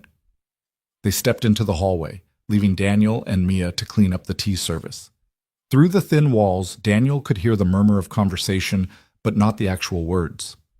When Evelyn returned 10 minutes later, her eyes were red-rimmed, but her expression was lighter than he'd seen in weeks. "She apologized," Evelyn said once they were alone in the kitchen, Mia absorbed in her homework at the table. "Actually apologized for the dinner, for her assumptions about you, for making this harder than it needed to be. She said," Evelyn's voice wavered, "she said watching you with Mia made her realize what she'd almost cost me by being stubborn and prejudiced." "People can surprise you," Daniel said softly. "She wants to meet with my father, convince him to give you another chance, a real chance, without the interrogation tactics." Evelyn leaned against him, and Daniel wrapped his arms around her. I didn't expect that. Any of it. Neither did I, Daniel admitted. I was prepared for disaster. Instead, we got hope? Evelyn tilted her head to look up at him. Is that allowed? Are we allowed to hope this might actually work? I think we have to, Daniel said. Hope's the only thing that's gotten us this far. They stood together in the small kitchen while Mia hummed to herself over her homework, the domestic simplicity of the moment almost overwhelming in its ordinariness. This was what they were building toward, these quiet evenings, these small intimacies, this careful construction of family from the raw materials of loneliness and determination. Over the following weeks, Margaret became a surprising ally. She invited them to dinner again, this time at a restaurant of Daniel's choosing, a family-friendly Italian place where Mia could be a normal kid without worrying about proper fork usage. She brought Richard along, who was notably less hostile than their first encounter, asking Daniel about network security with what seemed like genuine professional interest rather than testing his expertise. The shift was gradual, but unmistakable. Christine remained skeptical, but at least stopped making pointed comments about Evelyn's unusual choice. Brad attempted male bonding conversations about sports that Daniel politely navigated despite knowing nothing about golf or tennis. Even the children warmed to Mia once they discovered she could explain why their video games lagged and how to optimize their Wi-Fi connection. Through it all, Daniel and Evelyn continued building their relationship with the same methodical care they'd started with. Coffee dates that had evolved into actual dates, weekend afternoons that stretched into evenings, conversations that moved from logistics to dreams to fears to the vulnerable spaces between. They hadn't slept together, both agreeing it was too soon, too complicated with Mia in the equation. But the physical attraction was there, simmering beneath careful restraint, manifesting in lingering touches and stolen kisses that promised future intimacy. I'm falling for you, Evelyn admitted one night after Mia had gone to bed, the words tumbling out like a confession. This was supposed to be practical, a logical solution to mutual problems. But somewhere along the way, it stopped being theoretical and started being real, and I'm terrified because I've never felt this before. Not even close. Daniel pulled her closer on the couch, his heart hammering against his ribs. I know, I'm scared too, because if this doesn't work, if something goes wrong, it won't just hurt us, Evelyn finished. It'll hurt Mia, and I won't do that to her. She's already lost so much. So we don't let it fail, Daniel said with more confidence than he felt. We fight for this. We build it right, brick by brick, until it's strong enough to last. Is that possible? Building love intentionally instead of falling into it? I don't know, Daniel admitted, but I think maybe we're doing it anyway. Maybe we've been doing it since that first conversation in the restaurant. Evelyn kissed him then, deep and searching, and Daniel responded with 7 years of pent-up longing channeled into careful restraint. They pulled apart breathless, foreheads touching, both understanding without words that they were standing on a precipice together. I need to tell you something, Daniel said quietly. About Sarah, about Mia's birth. The whole story, not just the sanitized version. So he told her everything, the difficult pregnancy, Sarah's determination to continue despite medical warnings, the emergency that had turned routine monitoring into catastrophic crisis. He described the impossible choice that wasn't really a choice at all because Sarah had already decided. The delivery room where he'd become a father and a widower in the same breath. The years afterward, when he'd alternated between fierce love for his daughter and resentful grief for his wife, hating himself for both emotions. I was angry at her for so long, Daniel said, the admission painful even now. Angry that she'd chosen Mia over herself, over us, over our future together. Angry that she'd left me alone with this impossible responsibility I wasn't prepared for. And then guilty for being angry, because Mia was right there being perfect and beautiful and everything Sarah wanted. It took me years to untangle those feelings enough to just be her father without all the complicated grief underneath. Evelyn listened without interrupting, her hand never leaving his. When he finished, she was quiet for a long moment. Thank you for telling me, she said finally, for trusting me with all of it, not just the pretty parts. She paused. I need you to understand something, though. I will never try to replace Sarah. Mia's mother made the ultimate sacrifice to give her life, and that's sacred. If I become Mia's legal mother, I'm not erasing Sarah. I'm adding myself to the family she started. Does that make sense? Perfect sense, Daniel said, his voice rough. Sarah would approve of you, I think. She'd appreciate your directness, your refusal to pretend at things you don't feel. She'd want Mia to have someone like you. I hope so, Evelyn said softly. Because I'm getting attached to that kid in ways I didn't expect. The way she looks at the world, the questions she asks, the absolute certainty she has about her own worth despite everything that's tried to tell her otherwise. She's extraordinary, Daniel. You raised someone extraordinary. We're going to raise her together, Daniel said, the future tense deliberate, if you still want to. I want to, Evelyn confirmed, more than I've wanted anything in years. They sat together in the dimly lit apartment, the city humming beyond the windows, both understanding that they'd crossed some invisible threshold into commitment. There was no dramatic proposal, no grand gesture, just two lonely people choosing each other with full knowledge of the costs and complications involved. But the peaceful momentum they'd built shattered 2 weeks later when Richard Cross called an unexpected family meeting. Evelyn arrived at her parents' house with visible tension, Daniel and Mia in tow because she'd insisted they face whatever was coming together. They found the entire family assembled, Christine and Brad with their children, Margaret looking worried, Richard standing by the fireplace with the bearing of a man about to deliver a verdict. "Thank you all for coming," Richard said once everyone was settled. "I've asked you here because there's a matter that needs to be addressed before it goes any further." His gaze landed on Daniel with uncomfortable intensity. "Daniel, I've had a private investigator conduct a background check on you." The room went cold. Evelyn shot to her feet, fury radiating from every line of her body. "You did what?" "I needed to be certain," Richard said calmly. "My daughter is considering marrying a man we barely know, bringing a child into our family whose background is equally unknown. I had a responsibility to ensure there were no complications." "Complications," Daniel repeated, his voice dangerously quiet. He was aware of Mia beside him, her small hand finding his, her confusion palpable. "You investigated me, like I'm some kind of criminal."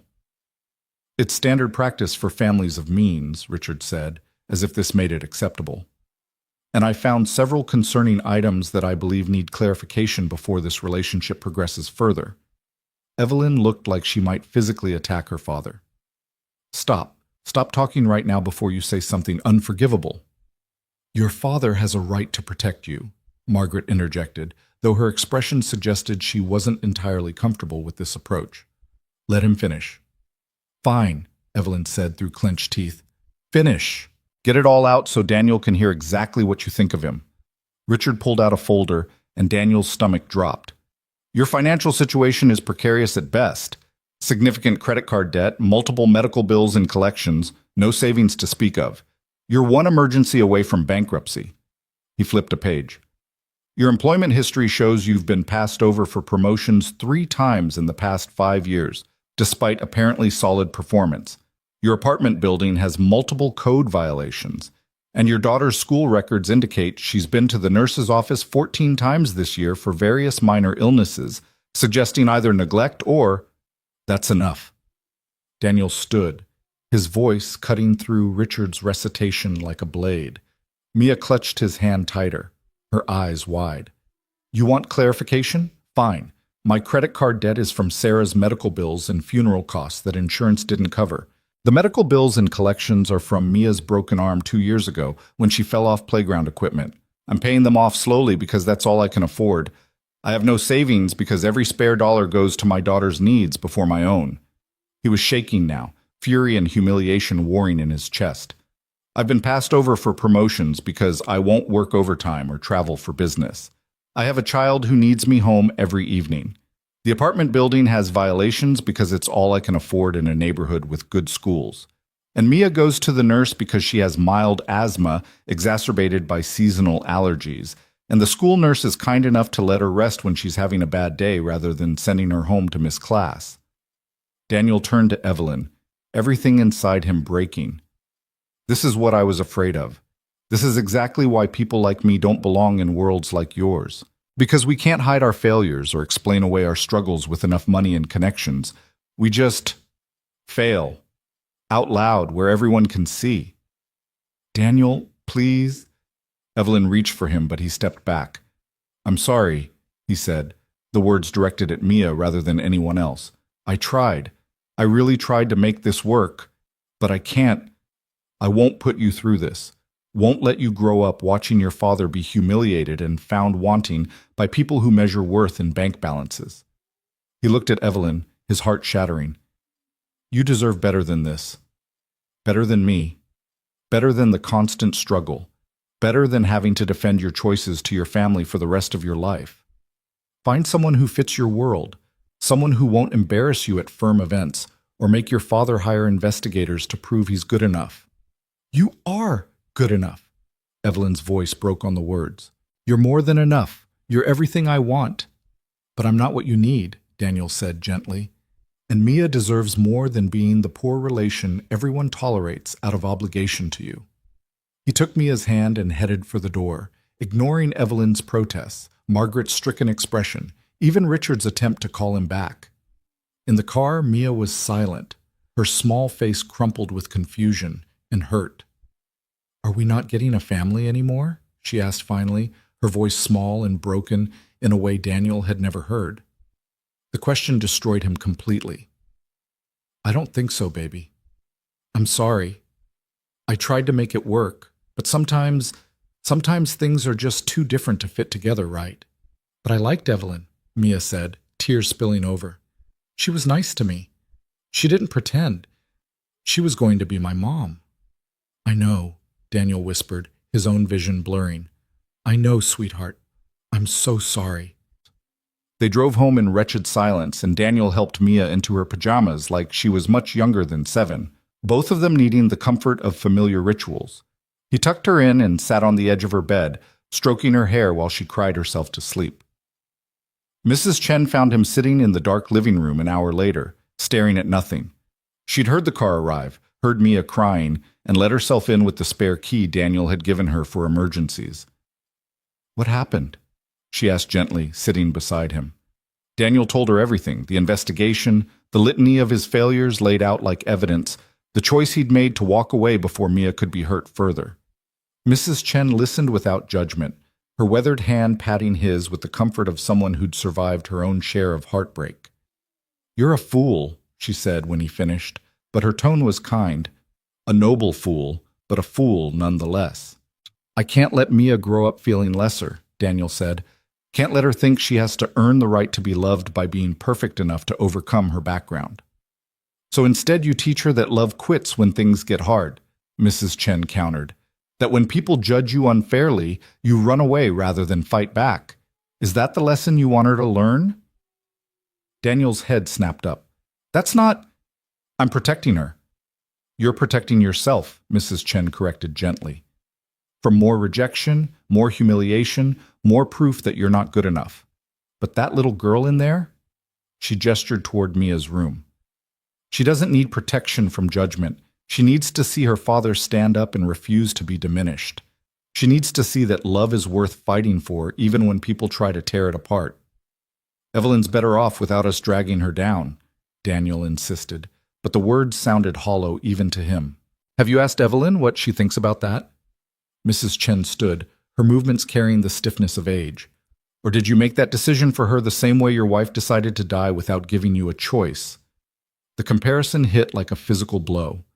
Daniel sat frozen as Mrs. Chen let herself out, leaving him alone with thoughts he'd been avoiding for 7 years. Sarah had chosen for both of them, had decided that he'd be fine raising Mia alone, that he was strong enough and capable enough to handle single parenthood without her. She'd been wrong. He'd survived, but barely, cobbling together a life from sheer stubborn determination and Mrs. Chen's kindness and Mia's unconscious resilience. And now he was doing the same thing to Evelyn, deciding for both of them that she couldn't handle the judgment, the struggle, the constant navigation of 2 incompatible worlds, taking away her choice because he was too scared to keep fighting. His phone buzzed with a text, then another, then a third, all from Evelyn. Please call me. We need to talk about what happened. My father was completely out of line.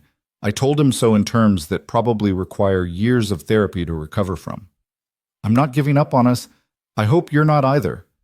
Daniel stared at the messages, his chest tight with conflicting emotions. Another text arrived. Mia deserves to see you fight for what you want instead of running when things get hard. You deserve that too. We all do. The words echoed Mrs. Chen's, hitting the same bruised place in his heart. Behind him, Mia's door creaked open. His daughter appeared in her NASA pajamas, her face blotchy from crying, her expression more serious than any 7-year-old should have to be.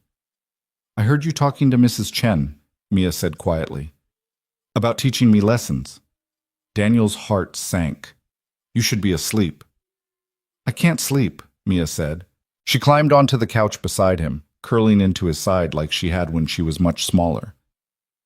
Dad, are you giving up because you're scared, or because you really think it won't work? The question was too perceptive, too knowing. Both, I guess. But you always tell me that being scared is okay as long as you try anyway, Mia said. You said that before my science fair presentation when I was nervous. You said being brave doesn't mean not being scared. It means doing the thing even though you are. That's different. Why? Mia looked up at him with Sarah's eyes, asking the hard questions neither of them wanted to face. Because you're a grown-up? Because grown-ups aren't supposed to be scared? Because I'm your father, Daniel said helplessly. I'm supposed to protect you from getting hurt. But I'm already hurt, Mia pointed out with devastating honesty. Walking away hurt me. Not having Evelyn anymore hurts. So if protecting me means I lose her anyway, what's the point? Daniel had no answer for that. His daughter, 7 years old and wiser than he'd ever been, had identified the fatal flaw in his protective reasoning. He'd left to shield her from future pain while inflicting immediate pain instead. The math didn't work. The sacrifice was meaningless. What if her family never accepts us? He asked quietly. What if every family gathering is like tonight, judgment, an investigation, and constant proof that we don't measure up? Then we don't go to those, Mia said simply. We make our own family with just us and Evelyn. And maybe Mrs. Chen because she's basically grandma anyway. And if her family wants to join our family later, they can, but only if they're nice. The 7-year-old solution to complex adult problems. Establish boundaries. Enforce consequences. Build the family you want rather than accepting the one you're given. It was simultaneously naive and profound. The kind of clarity that only came from not yet learning all the reasons why things were complicated. You really like Evelyn, Daniel said. It wasn't quite a question. I love her, Mia corrected. She listens when I talk about science stuff. She doesn't pretend to know things she doesn't. She makes you smile like you used to in pictures with Mom. And she picked me, Dad. Not because she had to, but because she wanted to. Nobody ever picked me before except you. The words shattered what remained of Daniel's resolve. He pulled Mia close, breathing in the scent of her strawberry shampoo, feeling the steady beat of her heart against his chest. This child, this remarkable human being he'd somehow managed not to completely damage despite all his failures, she was right. Evelyn had chosen them, had stood up to her family, had fought for their place in her life, had promised to never make Mia feel less than wanted. And he'd walked away because a man with an investigator had listed his failures in a folder. You're right, Daniel said finally. You're absolutely right, and I've been an idiot. A noble idiot, Mia quoted Mrs. Chen, then giggled at her own joke despite the tears still drying on her cheeks. Are you going to call Evelyn back? I'm going to do better than that, Daniel said, an idea forming with crystalline clarity. But first I need to ask you something important. If I fight for this, really fight, even when it's hard and people are mean and things get complicated, are you ready to fight too? Because it won't always be easy. Nothing good is easy, Mia said with the certainty of someone quoting wisdom she'd learned from experience. That's what you told me about learning multiplication tables, and about making friends after Mom died, and about being the kid with only one parent. She looked up at him seriously. We've done lots of hard things already, Dad. We can do this one too. Out of the mouths of children, Daniel thought for the 100th time, comes the courage adults have spent years learning to suppress. He picked up his phone and called Evelyn. She answered on the first ring, her voice raw and thick with tears. "Daniel." "I'm sorry," he said, the words inadequate but necessary. "I'm sorry for walking out, for making decisions without you, for letting fear win when I should have been fighting. I was wrong." "You were protecting Mia," Evelyn said, understanding layered beneath the hurt. "I get it. I hate it, but I get it." "I was protecting myself," Daniel corrected, Mrs. Chen's words still echoing in his mind. "Mia's the one who set me straight. 7 years old and she's got more courage than I do." He paused, looking down at his daughter, who was watching him with anxious hope.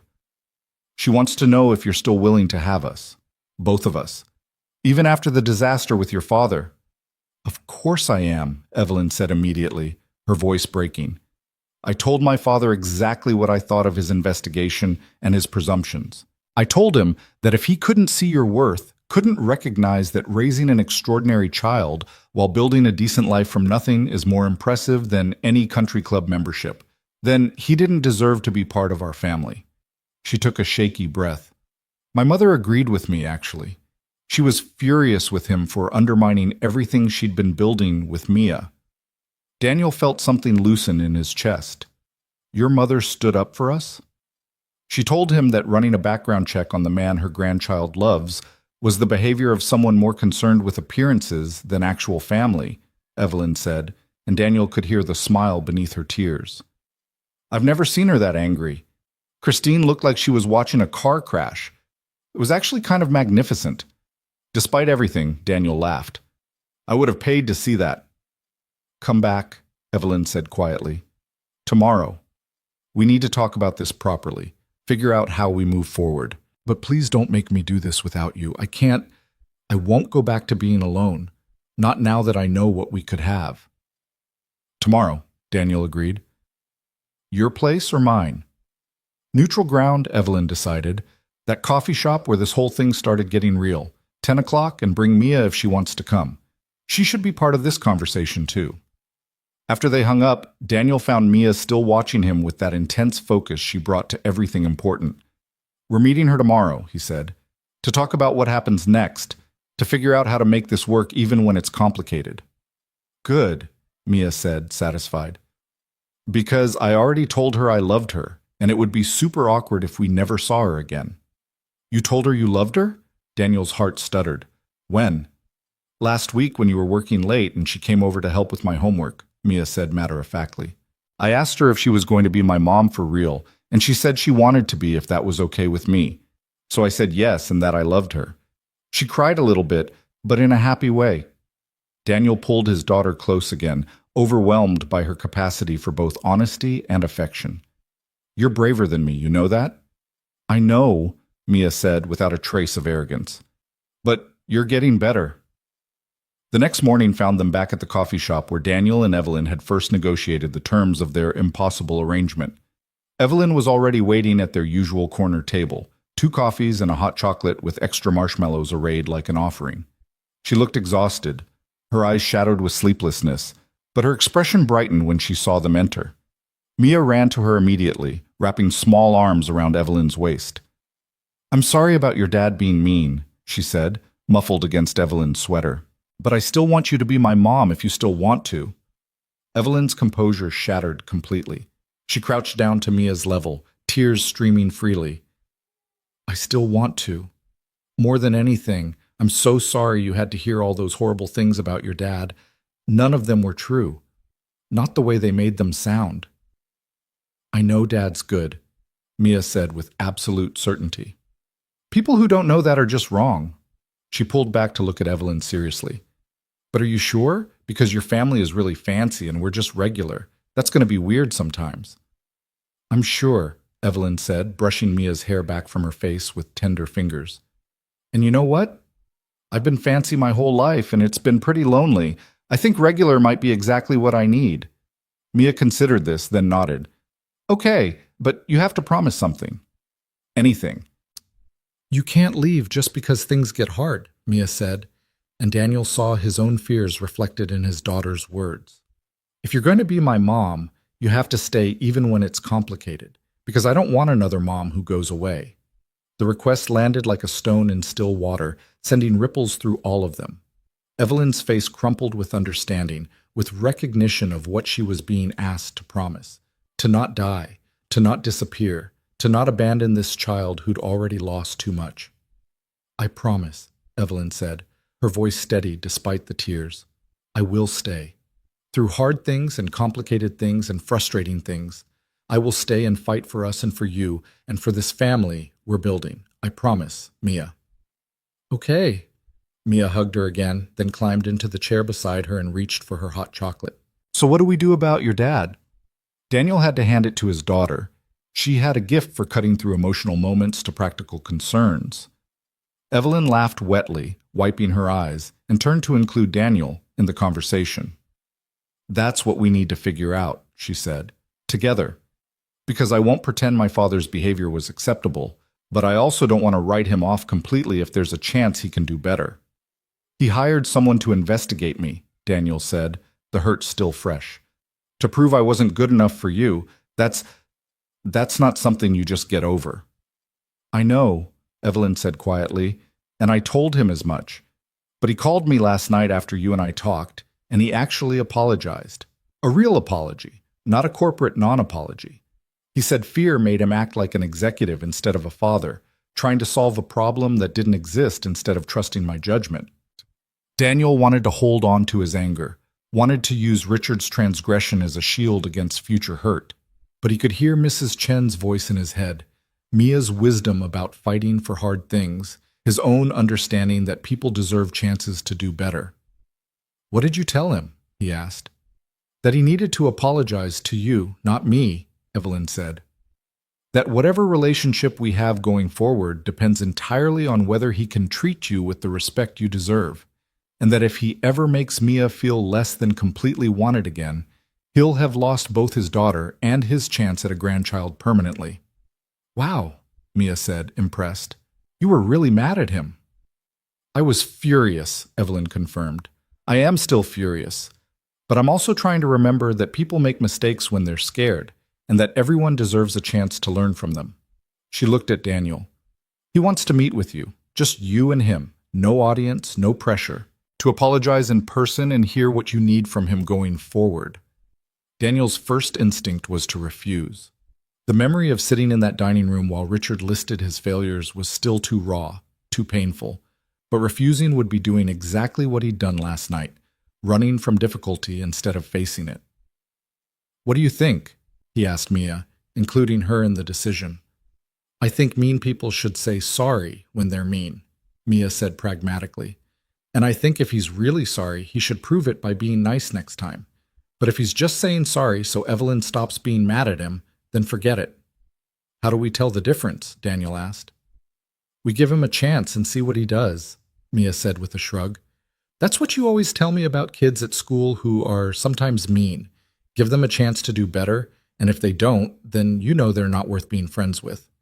Out of the mouths of children, Daniel thought again, comes wisdom adults spend years complicating. "Okay," he said to Evelyn, "I'll meet with him, but not at his house or his office, or anywhere that puts me at a disadvantage, somewhere neutral. And I need you to understand that if he does this again, if he investigates me or judges me or treats me like I'm not good enough, I'm done. I won't keep putting myself through that." "Fair terms," Evelyn agreed. "I'll set it up for this week. And Daniel, thank you for being willing to try even after what he did. It means more than I can express." They spent the rest of the morning mapping out a plan, not just for Richard, but for their entire future. They talked about timelines, about when Evelyn might officially move in, about how to handle the adoption process when they were ready. They discussed finances with brutal honesty, Evelyn offering to pay off Daniel's medical debt, and Daniel initially refusing before Mia pointed out that families help each other, and pride was dumb if it meant they couldn't afford things they needed. "We need to be a team," Evelyn said firmly. "That means sharing burdens, not keeping score of who contributes what. Your debt is from keeping Mia healthy and burying Sarah with dignity. Those aren't failures, they're evidence of your priorities. Let me help carry that weight." It went against every instinct Daniel had, every lesson about self-sufficiency and not being a burden. But he could see the logic in Evelyn's argument. could recognize his own pride as the obstacle it was.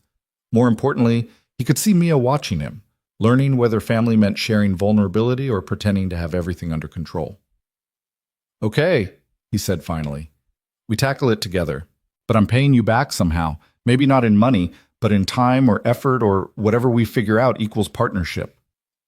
"Deal," Evelyn said, and the relief in her expression suggested this had been a test he'd nearly failed by refusing. They talked about Mia's education, about whether she should stay at her current school or transfer somewhere with better resources. They discussed holidays and how to navigate two family traditions, Evelyn's elaborate formal celebrations and Daniel's modest, practical approach. They even broached the subject of marriage itself, acknowledging that they'd been moving toward it without actually formalizing the commitment. "I don't need a big wedding," Evelyn said. "I don't need my parents' approval or a country club reception. I just need you and Mia and the certainty that we're building something real." "I want to propose properly," Daniel said, "not because you beat me to it at your parents' house, but because I'm choosing this. Choosing you. That deserves to be marked somehow." "No pressure," Evelyn teased, but her eyes were soft. "Whenever you're ready. We've got time." By the time they left the coffee shop 3 hours later, they had the skeleton of a plan and the beginnings of genuine confidence that they could make this work. Mia was chattering about whether she'd be a flower girl at the wedding or if that was too babyish for almost 8, and Evelyn was seriously considering the question while Daniel marveled at how quickly his daughter had accepted this new reality. The meeting with Richard happened on Thursday evening at a quiet restaurant Daniel had chosen specifically because it was familiar territory. He'd taken Mia there for birthday dinners, knew the staff, felt comfortable in the space. Richard arrived exactly on time, looking uncomfortable in casual clothes that probably still cost more than Daniel's entire wardrobe. "Thank you for coming," Richard said as they settled into a booth. "I wasn't certain you would." "I almost didn't," Daniel admitted. "But my daughter pointed out that people deserve chances to do better. And my neighbor reminded me that running away doesn't solve problems." "Wise daughter and neighbor," Richard observed. He was quiet for a moment, clearly wrestling with something. "I owe you an apology. A real one, without excuses or justifications. What I did was wrong, hiring an investigator, presenting your private struggles as evidence of unworthiness, treating your legitimate challenges as character flaws. It was cruel and classist and completely inappropriate." Daniel waited, not willing to make this easier for him.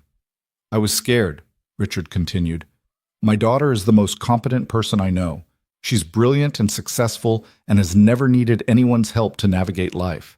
Watching her choose you, choose a life that looked nothing like what I'd imagined for her, terrified me. Not because you're not good enough, but because I couldn't control it. Couldn't ensure she'd be safe or happy or protected from struggle." "You can't control any of that anyway," Daniel said quietly. "Sarah was exactly the kind of woman you'd probably have approved for your daughter. Educated, from a good family, all the right credentials. She still died at 24 and left me alone with a newborn.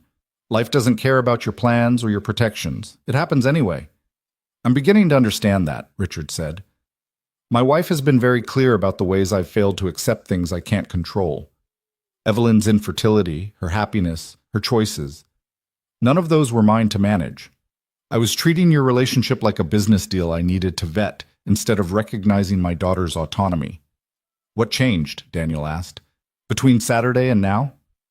"My wife told me about her visit to your apartment," Richard said. "About meeting Mia, seeing how you live, understanding what you've built from very little. She said Mia asked her if she thought you were a bad choice for Evelyn because of her, because Mia exists and complicates things." His expression tightened with something like shame. "And she said watching that little girl worry that she was the problem, that her existence was the obstacle to her father's happiness, made her realize what I'd done. I'd made a child feel like a burden instead of a blessing." "Mia is not a burden," Daniel said flatly. "She's the best thing in my life.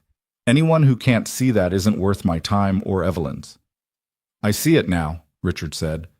"I saw it in the background check, actually, even though I was too busy cataloging your financial struggles to recognize it. Every decision you've made has prioritized her well-being over your own advancement. You've turned down promotions that would require travel. You've stayed in an affordable apartment in a good school district instead of taking something nicer in a worse area. You've paid medical bills that would have been discharged in bankruptcy because you wanted to teach her that debts are obligations, not inconveniences. He paused. That's not failure, Daniel. That's extraordinary parenting. I just couldn't see it through my fear. Daniel felt something shift in his chest, the tight knot of anger loosening fractionally. I need to know this won't happen again. That you won't investigate me or judge my choices or treat me like I'm not good enough every time I don't meet your expectations. It won't, Richard said firmly. You have my word. And if you're willing, I'd like to start over, not as a concerned father vetting his daughter's choice, but as, he hesitated, as family, or at least as someone trying to earn the right to be family. That's going to take time, Daniel said carefully. Trust isn't rebuilt overnight, especially after what happened. I understand. I'm willing to put in the time if you're willing to give me the chance. They talked for another hour, Richard asking genuine questions about Daniel's work, his relationship with Evelyn, his hopes for the future. It wasn't comfortable, and it wasn't easy, but it was honest in a way their first meeting had never been. By the time they parted, Daniel felt cautiously optimistic that maybe, eventually, they could find common ground. One more thing, Richard said as they prepared to leave. I'd like to do something to help with your financial situation. Not as charity or as buying my way back into favor, but as what family does for each other. May I pay off your medical debt and credit cards? Consider it an early wedding gift, if that makes it easier to accept. Daniel's first instinct was to refuse. But he thought about Evelyn's argument about partnership, about Mia's observation that pride was dumb if it prevented accepting help you needed. He thought about the weight he'd been carrying for 7 years, the constant anxiety about one more emergency pushing them into complete financial collapse. Okay, he said finally, but I need you to understand something. This doesn't mean you were right about investigating me. It doesn't mean I owe you deference or that you get a say in how Evelyn and I live our lives. This is a gift freely given, or it's nothing. Can you accept those terms? I can, Richard said, and for what it's worth, I don't want deference. I want to know my future grandchild, to be part of her life without hovering or controlling, to maybe learn from you about what real parenting looks like, instead of the corporate approach I used with my own daughters.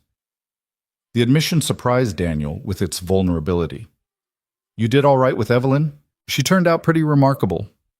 Despite my parenting, not because of it, Richard said wryly. But thank you for the generosity. They parted with a handshake that felt less like a business transaction and more like the tentative beginning of actual relationship. Daniel drove home feeling lighter than he had in years, the prospect of financial stability almost incomprehensible after so long living paycheck to paycheck. Evelyn was waiting at his apartment when he arrived, having convinced Mrs. Chen to let her in. Mia was already asleep, but Evelyn was curled up on the couch with a legal pad covered in notes, looking every inch the lawyer tackling a complex case. How did it go? She asked immediately. Daniel collapsed beside her, suddenly exhausted. Better than I expected. He apologized, actually apologized, said some things that suggest he might actually understand what he did wrong. My mother's influence, Evelyn said with satisfaction. She's been working on him all week. I think watching him almost destroy our relationship scared her into action. He offered to pay off my debt, Daniel said, as a wedding gift. I said yes. Evelyn set aside her legal pad, her full attention on him now. How do you feel about that? Terrified, Daniel admitted. Relieved, guilty for feeling relieved, worried that accepting creates obligations I don't want. Grateful anyway. He leaned his head back against the couch. Mostly I feel like maybe this could actually work. All of it. Your family, our relationship, building something real out of this crazy arrangement we started with. It stopped being an arrangement a long time ago, Evelyn said softly. She took his hand, threading their fingers together. I love you, Daniel. I've been trying to find the right moment to say it, but I don't think there is a right moment. I love you. Your integrity, your dedication to Mia, your willingness to keep trying even when it's terrifying. I love all of it. Daniel turned to face her fully, seeing the vulnerability in her expression, the fear that he might not feel the same way. "I love you too," he said, the words coming easier than he'd expected. "I didn't think I could love anyone after Sarah. Thought that part of me died with her. But what I feel for you isn't the same thing I felt for her. It's different, but it's real, and it's growing every day we spend together." "Different how?" Evelyn asked. "Sarah and I fell in love fast and hard, all passion and intensity and certainty that we were meant to be together," Daniel said slowly, working through thoughts he'd never fully articulated. "What we're building is slower, more deliberate. We're choosing each other with full knowledge of the complications and challenges. There's no illusion that love will be enough to overcome everything. We know it won't. But we're building something stronger than just emotion. We're building partnership." "Partnership," Evelyn repeated, testing the word. "I like that. It feels more honest than romance, more durable than passion." "It feels like us," Daniel agreed. They sat together in the quiet apartment, both processing how far they'd come from that Christmas night when a desperate woman had propositioned a humiliated stranger.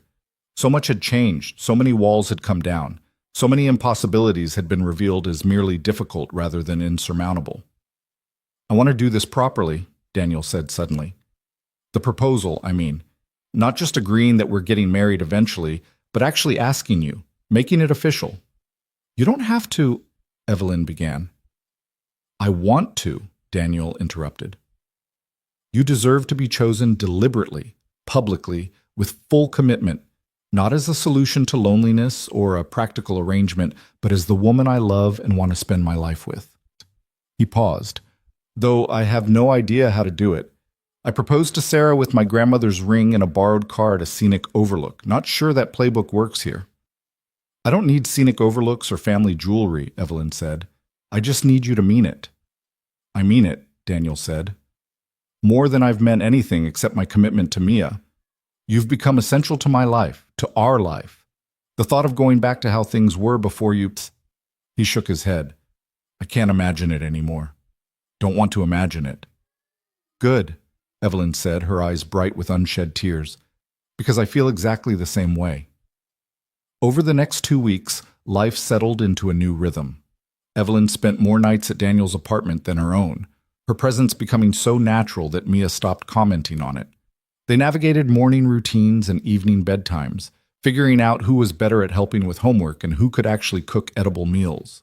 Richard and Margaret made tentative overtures, inviting them to dinner without Christine's judgmental commentary, making genuine efforts to connect with Mia without the classist undertones that had marked earlier interactions. The financial relief of having his debt eliminated allowed Daniel to breathe for the first time in years. He opened a savings account, started contributing to Mia's college fund, even bought himself new shoes that didn't pinch. Small things, but each one a reminder that struggle wasn't his permanent state, that partnership meant sharing both burdens and resources. Evelyn formally listed her condo for rent, the decision marking her commitment to their shared future. They started looking at apartments together, trying to find something that would work for all three of them, close to Mia's school, affordable even on Daniel's salary alone in case anything happened, large enough to feel like a real home rather than a cramped compromise. Through it all, Daniel planned. He talked to Mrs. Chen about Mia's favorite places, consulted with Marcus about whether the plan was too simple or too elaborate. He called Margaret, who surprised him by offering genuine help rather than taking over the entire event. He found his grandmother's ring in the storage unit where he'd kept Sarah's things, carefully preserved in its original box. The ring had been intended for Sarah, but she'd never worn it. They'd sold it to pay for her funeral, a practicality that had broken his heart at the time. He'd bought it back 2 years later when he could afford it, keeping it as a connection to both his grandmother and his lost wife. Now, looking at the simple gold band with its modest diamond, he wondered if Sarah would approve of him offering it to someone new. "She'd want you to be happy," Mrs. Chen said when he voiced the concern. "Your Sarah was many things, but she wasn't selfish. She'd want Mia to have a mother and you to have a partner. This ring is about family, not about replacing anyone." On a Saturday in late February, with the first hints of spring teasing at the edges of winter, Daniel put his plan into action. He told Evelyn they were taking Mia to the planetarium for her early birthday celebration, a special show about Mars exploration that Mia had been begging to see. What he didn't mention was that he'd arranged for a private viewing after the regular show, just the three of them in the vast darkness beneath artificial stars. Mia was in on the plan, barely able to contain her excitement as they settled into the planetarium seats. The regular show played to its conclusion, other visitors filing out while their small family remained. When the room had emptied, the planetarium director appeared, a friend of Marcus's who'd agreed to help with Daniel's scheme. "We have a special presentation tonight," the director announced, his voice amplified by the sound system. A story about three people building a family among the stars. The dome above them lit up, and Daniel's breath caught. Marcus had helped him create a custom show, photographs of their journey together projected against the artificial cosmos. There was the coffee shop where they'd met, the park where Mia had first talked to Evelyn about space, Daniel's apartment where they'd built their unconventional family, Margaret's first visit, Richard's apology dinner, moments both ordinary and extraordinary mapped across the universe above them. "Once upon a time," the director narrated in a voice warm with emotion, "there was a man who thought he'd never find love again, a woman who believed she'd always be alone, and a little girl who just wanted a family. They found each other on Christmas night, and they built something impossible together, something real." Evelyn was crying openly now, her hand gripping Daniel's so hard it hurt. Mia was bouncing in her seat, delighted to see their story told in stars. The presentation concluded with a final image, the three of them together, laughing in Daniel's kitchen, covered in flour from an ambitious baking project that had ended in disaster and joy in equal measure. As the image faded, the dome shifted to show a simple question written in light across the cosmos. "Will you marry us?" Daniel stood, his heart hammering, and turned to Evelyn. In the darkness, with stars surrounding them and Mia watching with barely contained excitement, he pulled out his grandmother's ring. "Evelyn Cross," he said, his voice shaking but clear, "you walked into my life when I'd given up on happiness. You chose me and my daughter when the world told us we weren't worth choosing. You fought for us, stood up to your family for us, built a future with us when it would have been easier to walk away." He took a breath. "I love you. Mia loves you. And we're asking if you'll choose us one more time, permanently, legally, completely. Will you marry me? Will you become Mia's mother and my wife? And the final piece of this impossible family we've built?" "Yes," Evelyn said through her tears, not even waiting for him to finish. "Yes, absolutely yes. I will marry you and be Mia's mother and build this family and—" She laughed, pulling him close. "Yes to all of it, forever, without question." Daniel slipped the ring onto her finger, and it fit perfectly, as if it had been waiting for this moment all along. Mia cheered, the sound echoing in the vast space, and launched herself at both of them. They held each other beneath the artificial stars, this family they'd built from loneliness and determination and impossible hope. Later, after they'd thanked the director and stepped back into the February night, Mia asked the question that had been building since the show concluded. "When can we tell Grandma Margaret?" she asked, the title coming naturally now. "She's going to be so excited, and Grandpa Richard too, even though he tries to pretend he doesn't have feelings." "Tomorrow," Evelyn said, laughing at the observation. "We'll tell them tomorrow. Tonight is just for us." They walked to the car through streets beginning to bloom with early spring, their hands linked together, their future spreading before them like the cosmos they'd just left behind. There would be challenges ahead, adoption paperwork and wedding planning, navigating two families and two very different worlds, all the ordinary complications of building a life together. But standing there in the parking lot with his daughter and his fiancée, Daniel felt something he hadn't experienced in 7 years. Not just hope, not just relief from loneliness, but genuine, uncomplicated joy at the life they'd chosen together. "I can't believe this is real," Evelyn said softly, studying the ring on her finger as if it might disappear. "I can't believe I get to have this." "We all get to have this," Mia corrected, inserting herself between the adults. "That's what family means. We all get each other." And really, Daniel thought, as they drove home through the winter night towards spring and everything that came after, there was no better way to say it than that. The morning after the proposal, Daniel woke to find Mia already awake and sitting at the foot of his bed, staring at him with an intensity that suggested she'd been there for some time. We need to call Grandma Margaret right now, she announced, before he could even orient himself to consciousness. I've been waiting for 45 minutes, and that's very patient for someone who's almost 8. Daniel checked his phone and discovered it was barely 6:30 in the morning. Mia, she's probably still asleep. She texted me last night, Mia interrupted, holding up her own phone, a basic model Daniel had given her for emergencies that she'd somehow convinced Margaret to exchange numbers on. She said to call her the minute we had news, anytime, day or night. So technically, we're late. Evelyn emerged from the bathroom, already dressed, her engagement ring catching the early light. She's been texting me too, since 5 a.m. I think your mother has developed an anxiety disorder about missing important moments. That's what happens when you almost destroy your daughter's relationship, Daniel muttered, but he was smiling as he said it. All right, Mia, call your grandmother. Mia didn't need to be told twice. She hit the call button with the confidence of someone who'd recently decided that grandmothers were people you could just talk to whenever you wanted. Margaret answered on the second ring, her voice alert despite the early hour. Mia, is everything all right? Everything's perfect, Mia said, practically vibrating with excitement. Dad proposed to Evelyn at the planetarium and she said yes, and now we're getting married and you're going to be my real grandma, and I need you to help me pick a dress for the wedding because Dad doesn't know anything about dresses. There was a pause, then the sound of Margaret's breath catching. He proposed? Last night? Under the stars with pictures and everything, Mia confirmed. It was super romantic. Evelyn cried a lot, but in a happy way, and the ring fits perfect. Can you come over today? We have to start planning. I'll be there in an hour, Margaret said, her voice thick with emotion. Put your father on the phone, please. Mia handed over the phone with a satisfied smile. Daniel took it cautiously, not entirely sure what to expect. Daniel, Margaret's voice was warm in a way he'd never heard before. Thank you for choosing my daughter, for including Mia in the proposal, for giving me another chance after everything. She paused, clearly composing herself. I promise you won't regret this. Any of this. I know I won't, Daniel said, surprised by how much he meant it. We're building something good here, all of us together. Yes, Margaret agreed. Yes, we are.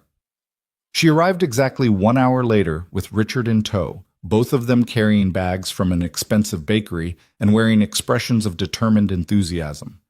Mia greeted them at the door like visiting dignitaries, ushering them into the small apartment with the gravity of a diplomat arranging a peace summit.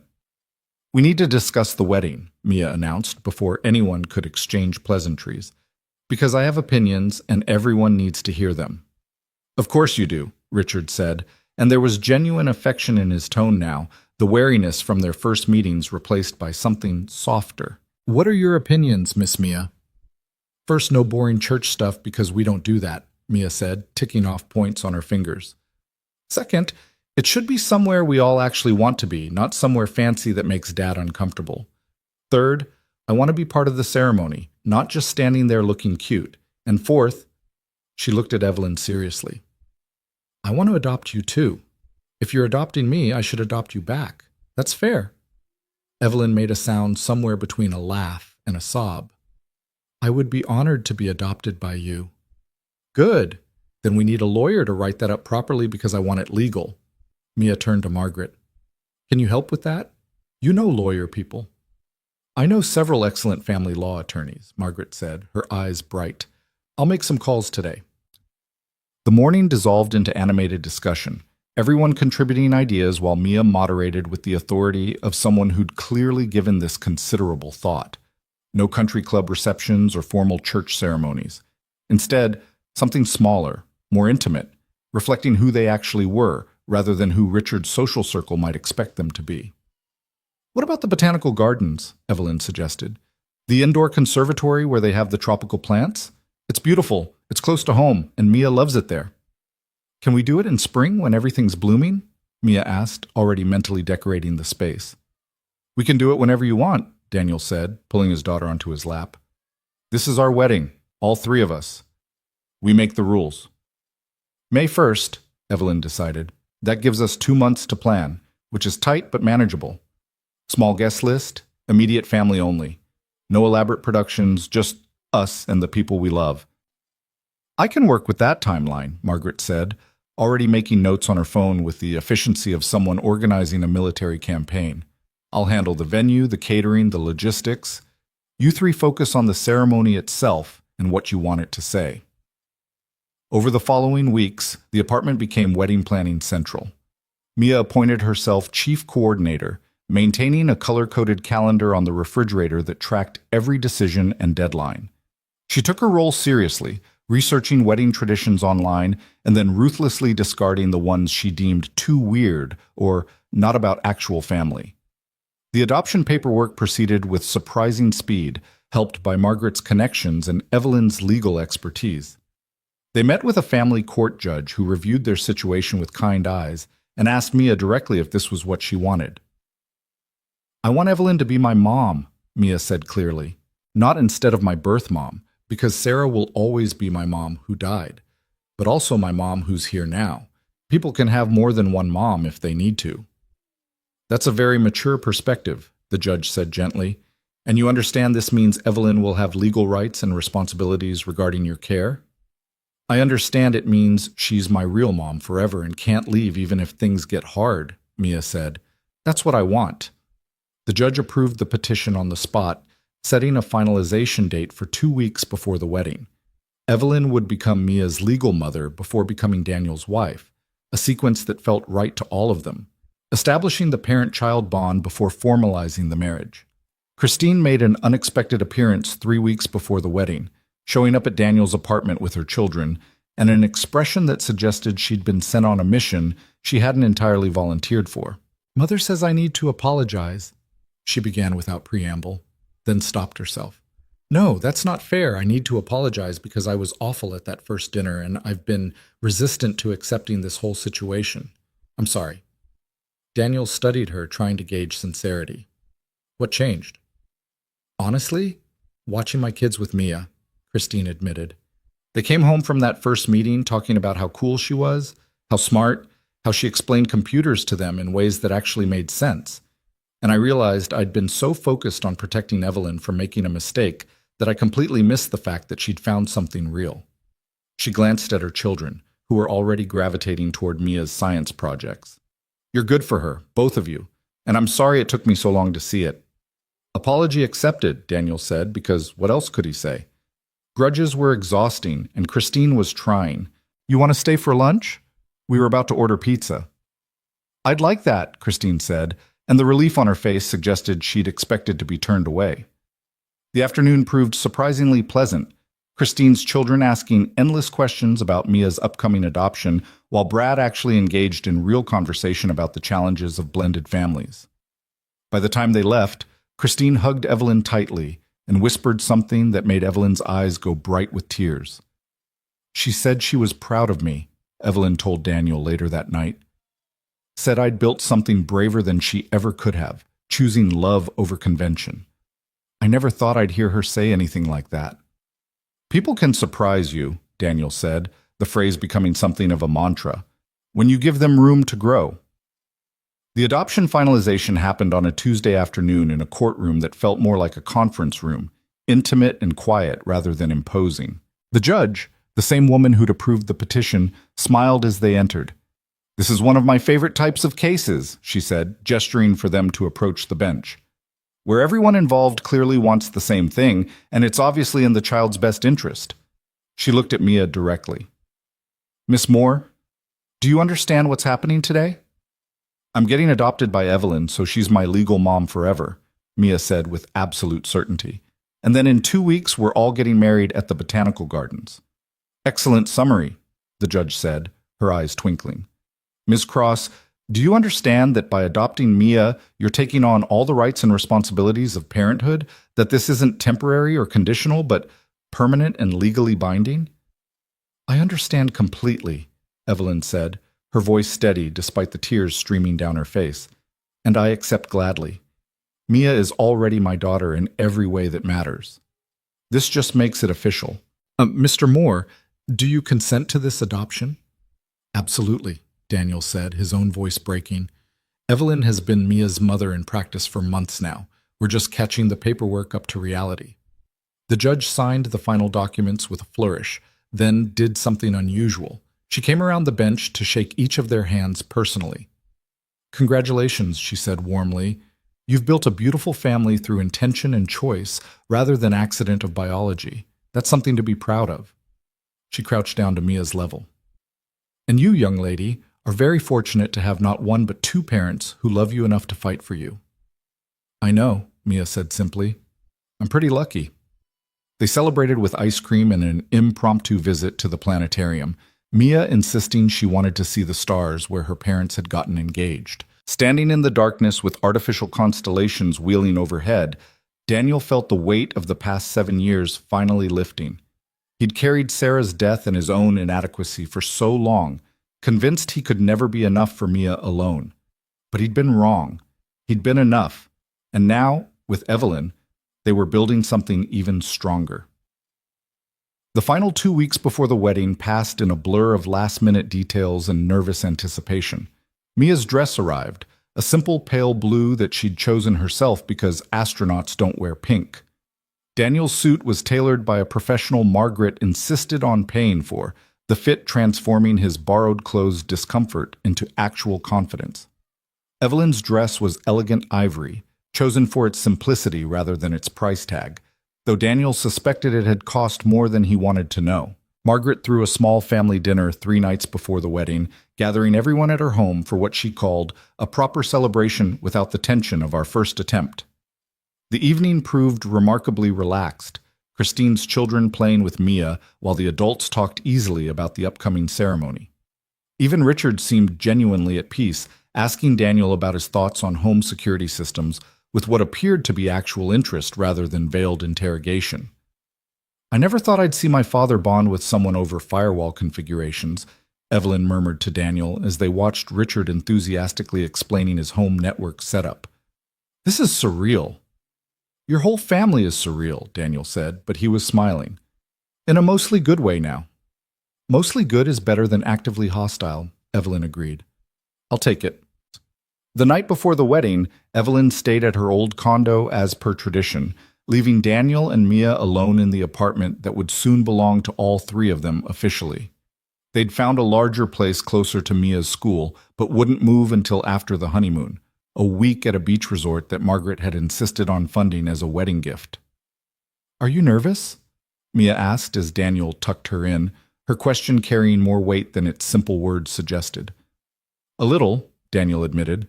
"But good nervous. Excited nervous." "Me too," Mia said. She was quiet for a moment, then, "Dad, is it okay that I'm excited even though it means Mom Sarah isn't here?" Daniel's heart clenched. They'd talked about Sarah throughout the adoption process, making sure Mia understood she wasn't replacing her birth mother, but adding to her family. Still, the question revealed anxiety he should have anticipated. "Your mom Sarah would want you to be excited," Daniel said carefully, sitting on the edge of her bed. "She loved you more than anything, and she wanted you to have a full, happy life with people who loved you. Evelyn being your mom now doesn't erase Sarah or make her less important. It just means you have 2 mothers, one who gave you life and one who's here to help you live it." "That's what Evelyn says too," Mia said. "She says Sarah will always be my first mom, and she's honored to be my second mom. I like that she doesn't try to replace her." "That's because Evelyn understands that love doesn't work like that," Daniel said. "You can love both your mothers without taking away from either one. Your heart's big enough." "My heart's huge," Mia said with sleepy confidence. "It has room for everyone." Daniel kissed her forehead and stood to leave, but Mia's voice stopped him. "Dad, thank you for not giving up. When Grandpa Richard was mean and you walked out, I thought you were going to stay gone. Thank you for coming back and fighting." "Thank you for being brave enough to tell me I was wrong," Daniel said, his throat tight. "I learn a lot from you, Mia, more than you probably realize." "I know," she said, utterly matter-of-fact. "I'm very wise for 7, almost 8. Daniel laughed, the sound mixing with tears he hadn't realized were falling. "Yes, you are. Now sleep. Tomorrow's a big day." "Tomorrow we become a real family," Mia corrected drowsily. "We already were, but tomorrow everyone else knows it too." The wedding day dawned clear and warm, May 1st delivering on its promise of spring renewal. Daniel woke early, nerves and excitement making sleep impossible. He made coffee and stood at the window watching the city wake up, marveling at how much had changed since that Christmas night when a stranger had asked him to consider marriage. Mrs. Chen arrived at 8 to help Mia get ready, her eyes already damp with sentimental tears. "I remember when you brought that baby home from the hospital," she said, bustling around the apartment, so scared, so determined to do right by her. "Look at you now, building a family, giving her a mother, finally letting yourself be happy." "I couldn't have done any of this without you," Daniel said honestly. "All those nights you watched Mia, all the advice, all the times you told me I was being an idiot, it mattered. You matter." "Save the tears for the ceremony," Mrs. Chen scolded, but she hugged him fiercely. "Now, go get dressed. Your bride is waiting." The Botanical Gardens Conservatory was transformed when they arrived, Margaret having worked some kind of miracle with the staff. White chairs arranged in a small semicircle faced an arch woven with spring flowers. Nothing elaborate, nothing excessive, just beauty in its simplest form. The guest list was tiny by conventional wedding standards. Mrs. Chen, Marcus and his wife, Richard and Margaret, Christine's family, a handful of Evelyn's closest colleagues, and the family court judge who'd finalized Mia's adoption. Evelyn was already there when they arrived, having apparently abandoned the tradition of the groom not seeing the bride before the ceremony. She took one look at Daniel in his tailored suit, and her eyes went bright. "You're stunning," she said, reaching for his hands. "Both of you." Mia preened in her blue dress, the color choice deliberate because it matched the sky where she planned to travel someday. "You're pretty too," she told Evelyn seriously. "Not like princess pretty, but like scientist pretty. That's better." "Highest compliment," Evelyn said, crouching down to Mia's level. "Are you ready for this?" "I've been ready forever," Mia said. "You're the ones who took so long to figure it out." The ceremony was officiated by a friend of Evelyn's from law school who'd been ordained online specifically for this purpose. She welcomed their small gathering with warmth and humor, acknowledging the unconventional nature of their union while celebrating its obvious authenticity. "We're here today to witness something remarkable," she began. "Not just a marriage between two people, but the formation of a family built on choice rather than chance. Daniel, Evelyn, and Mia have already been living as a family for months. Today, they're simply making it official in front of the people they love." The vows they'd written together were simple and honest. Daniel spoke first, his voice steady despite his racing heart. "Evelyn, when you approached me on Christmas night, I thought you were crazy. Turns out you were just brave enough to ask for what you wanted instead of settling for loneliness. You saw past my failures to the person I was trying to be. You chose Mia and me when the world told us we weren't worth choosing. I promise to keep choosing you back. In easy times and hard times, when your family drives us crazy and when mine does, through everything life throws at us. I promise to be your partner, your friend, and the person who sees you completely and loves you anyway." Evelyn's vows came through tears that she didn't bother wiping away. "Daniel, you taught me that family isn't about perfection or meeting expectations. It's about showing up and doing the work even when it's hard. You and Mia gave me purpose when I'd resigned myself to loneliness, gave me hope when I'd stopped believing in happy endings. I promise to honor Sarah's memory by loving Mia as fiercely as she did. I promise to stand beside you through struggle and joy.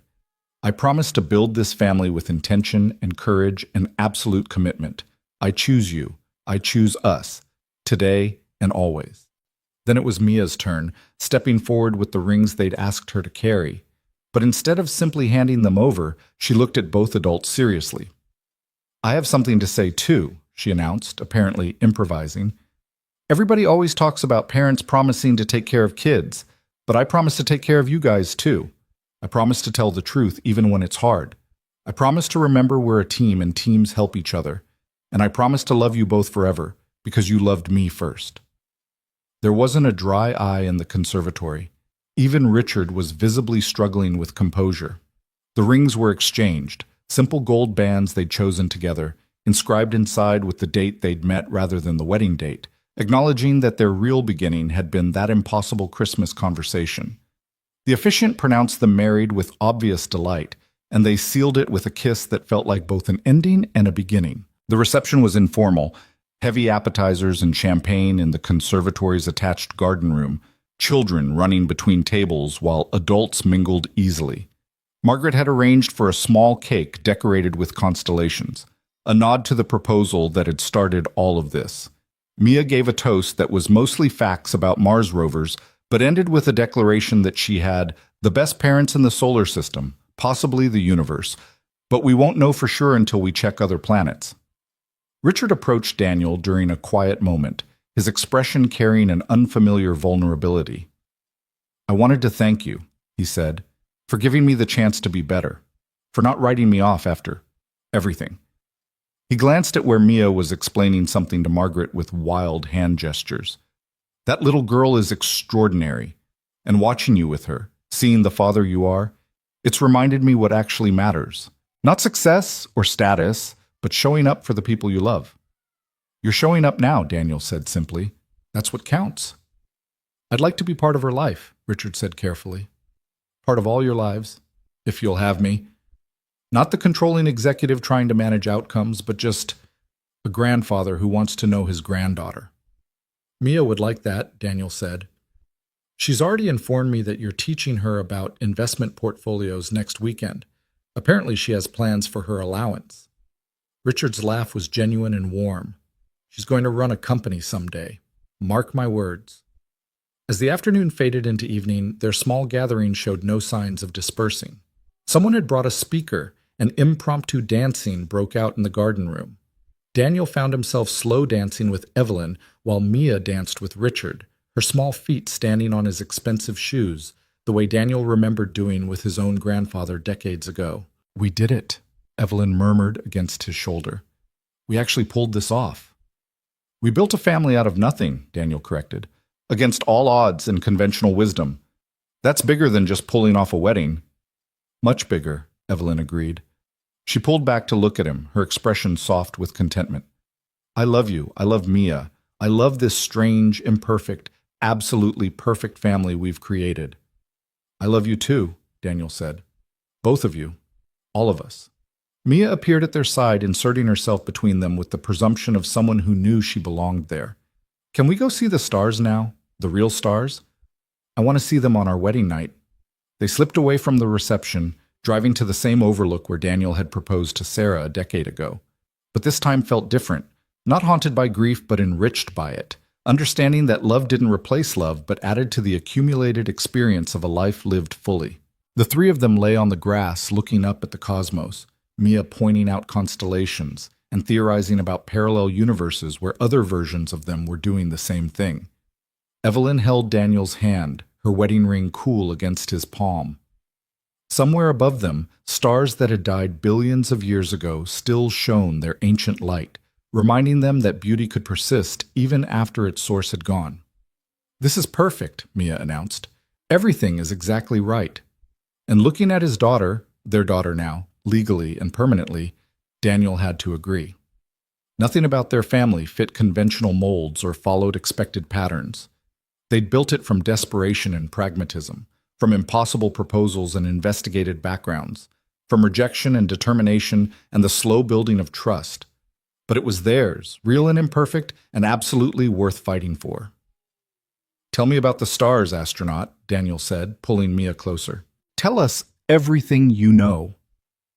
So she did, her young voice carrying into the night, explaining the universe with the confidence of someone who'd learned that family, like space, was infinite enough to hold all the love you were brave enough to offer.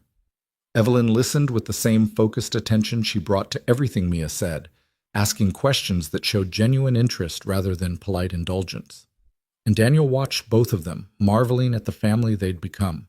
Not the family anyone would have predicted or planned, not the family that made sense on paper or satisfied conventional expectations, but a family nonetheless, built on choice, sustained by commitment, and strengthened by their willingness to keep choosing each other even when it was hard. The stars wheeled overhead, indifferent to human drama and human joy alike, witness to countless stories of love and loss across the millennia.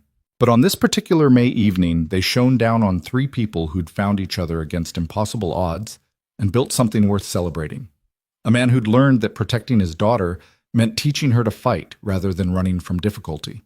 A woman who'd discovered that family could be chosen as deliberately as any career path.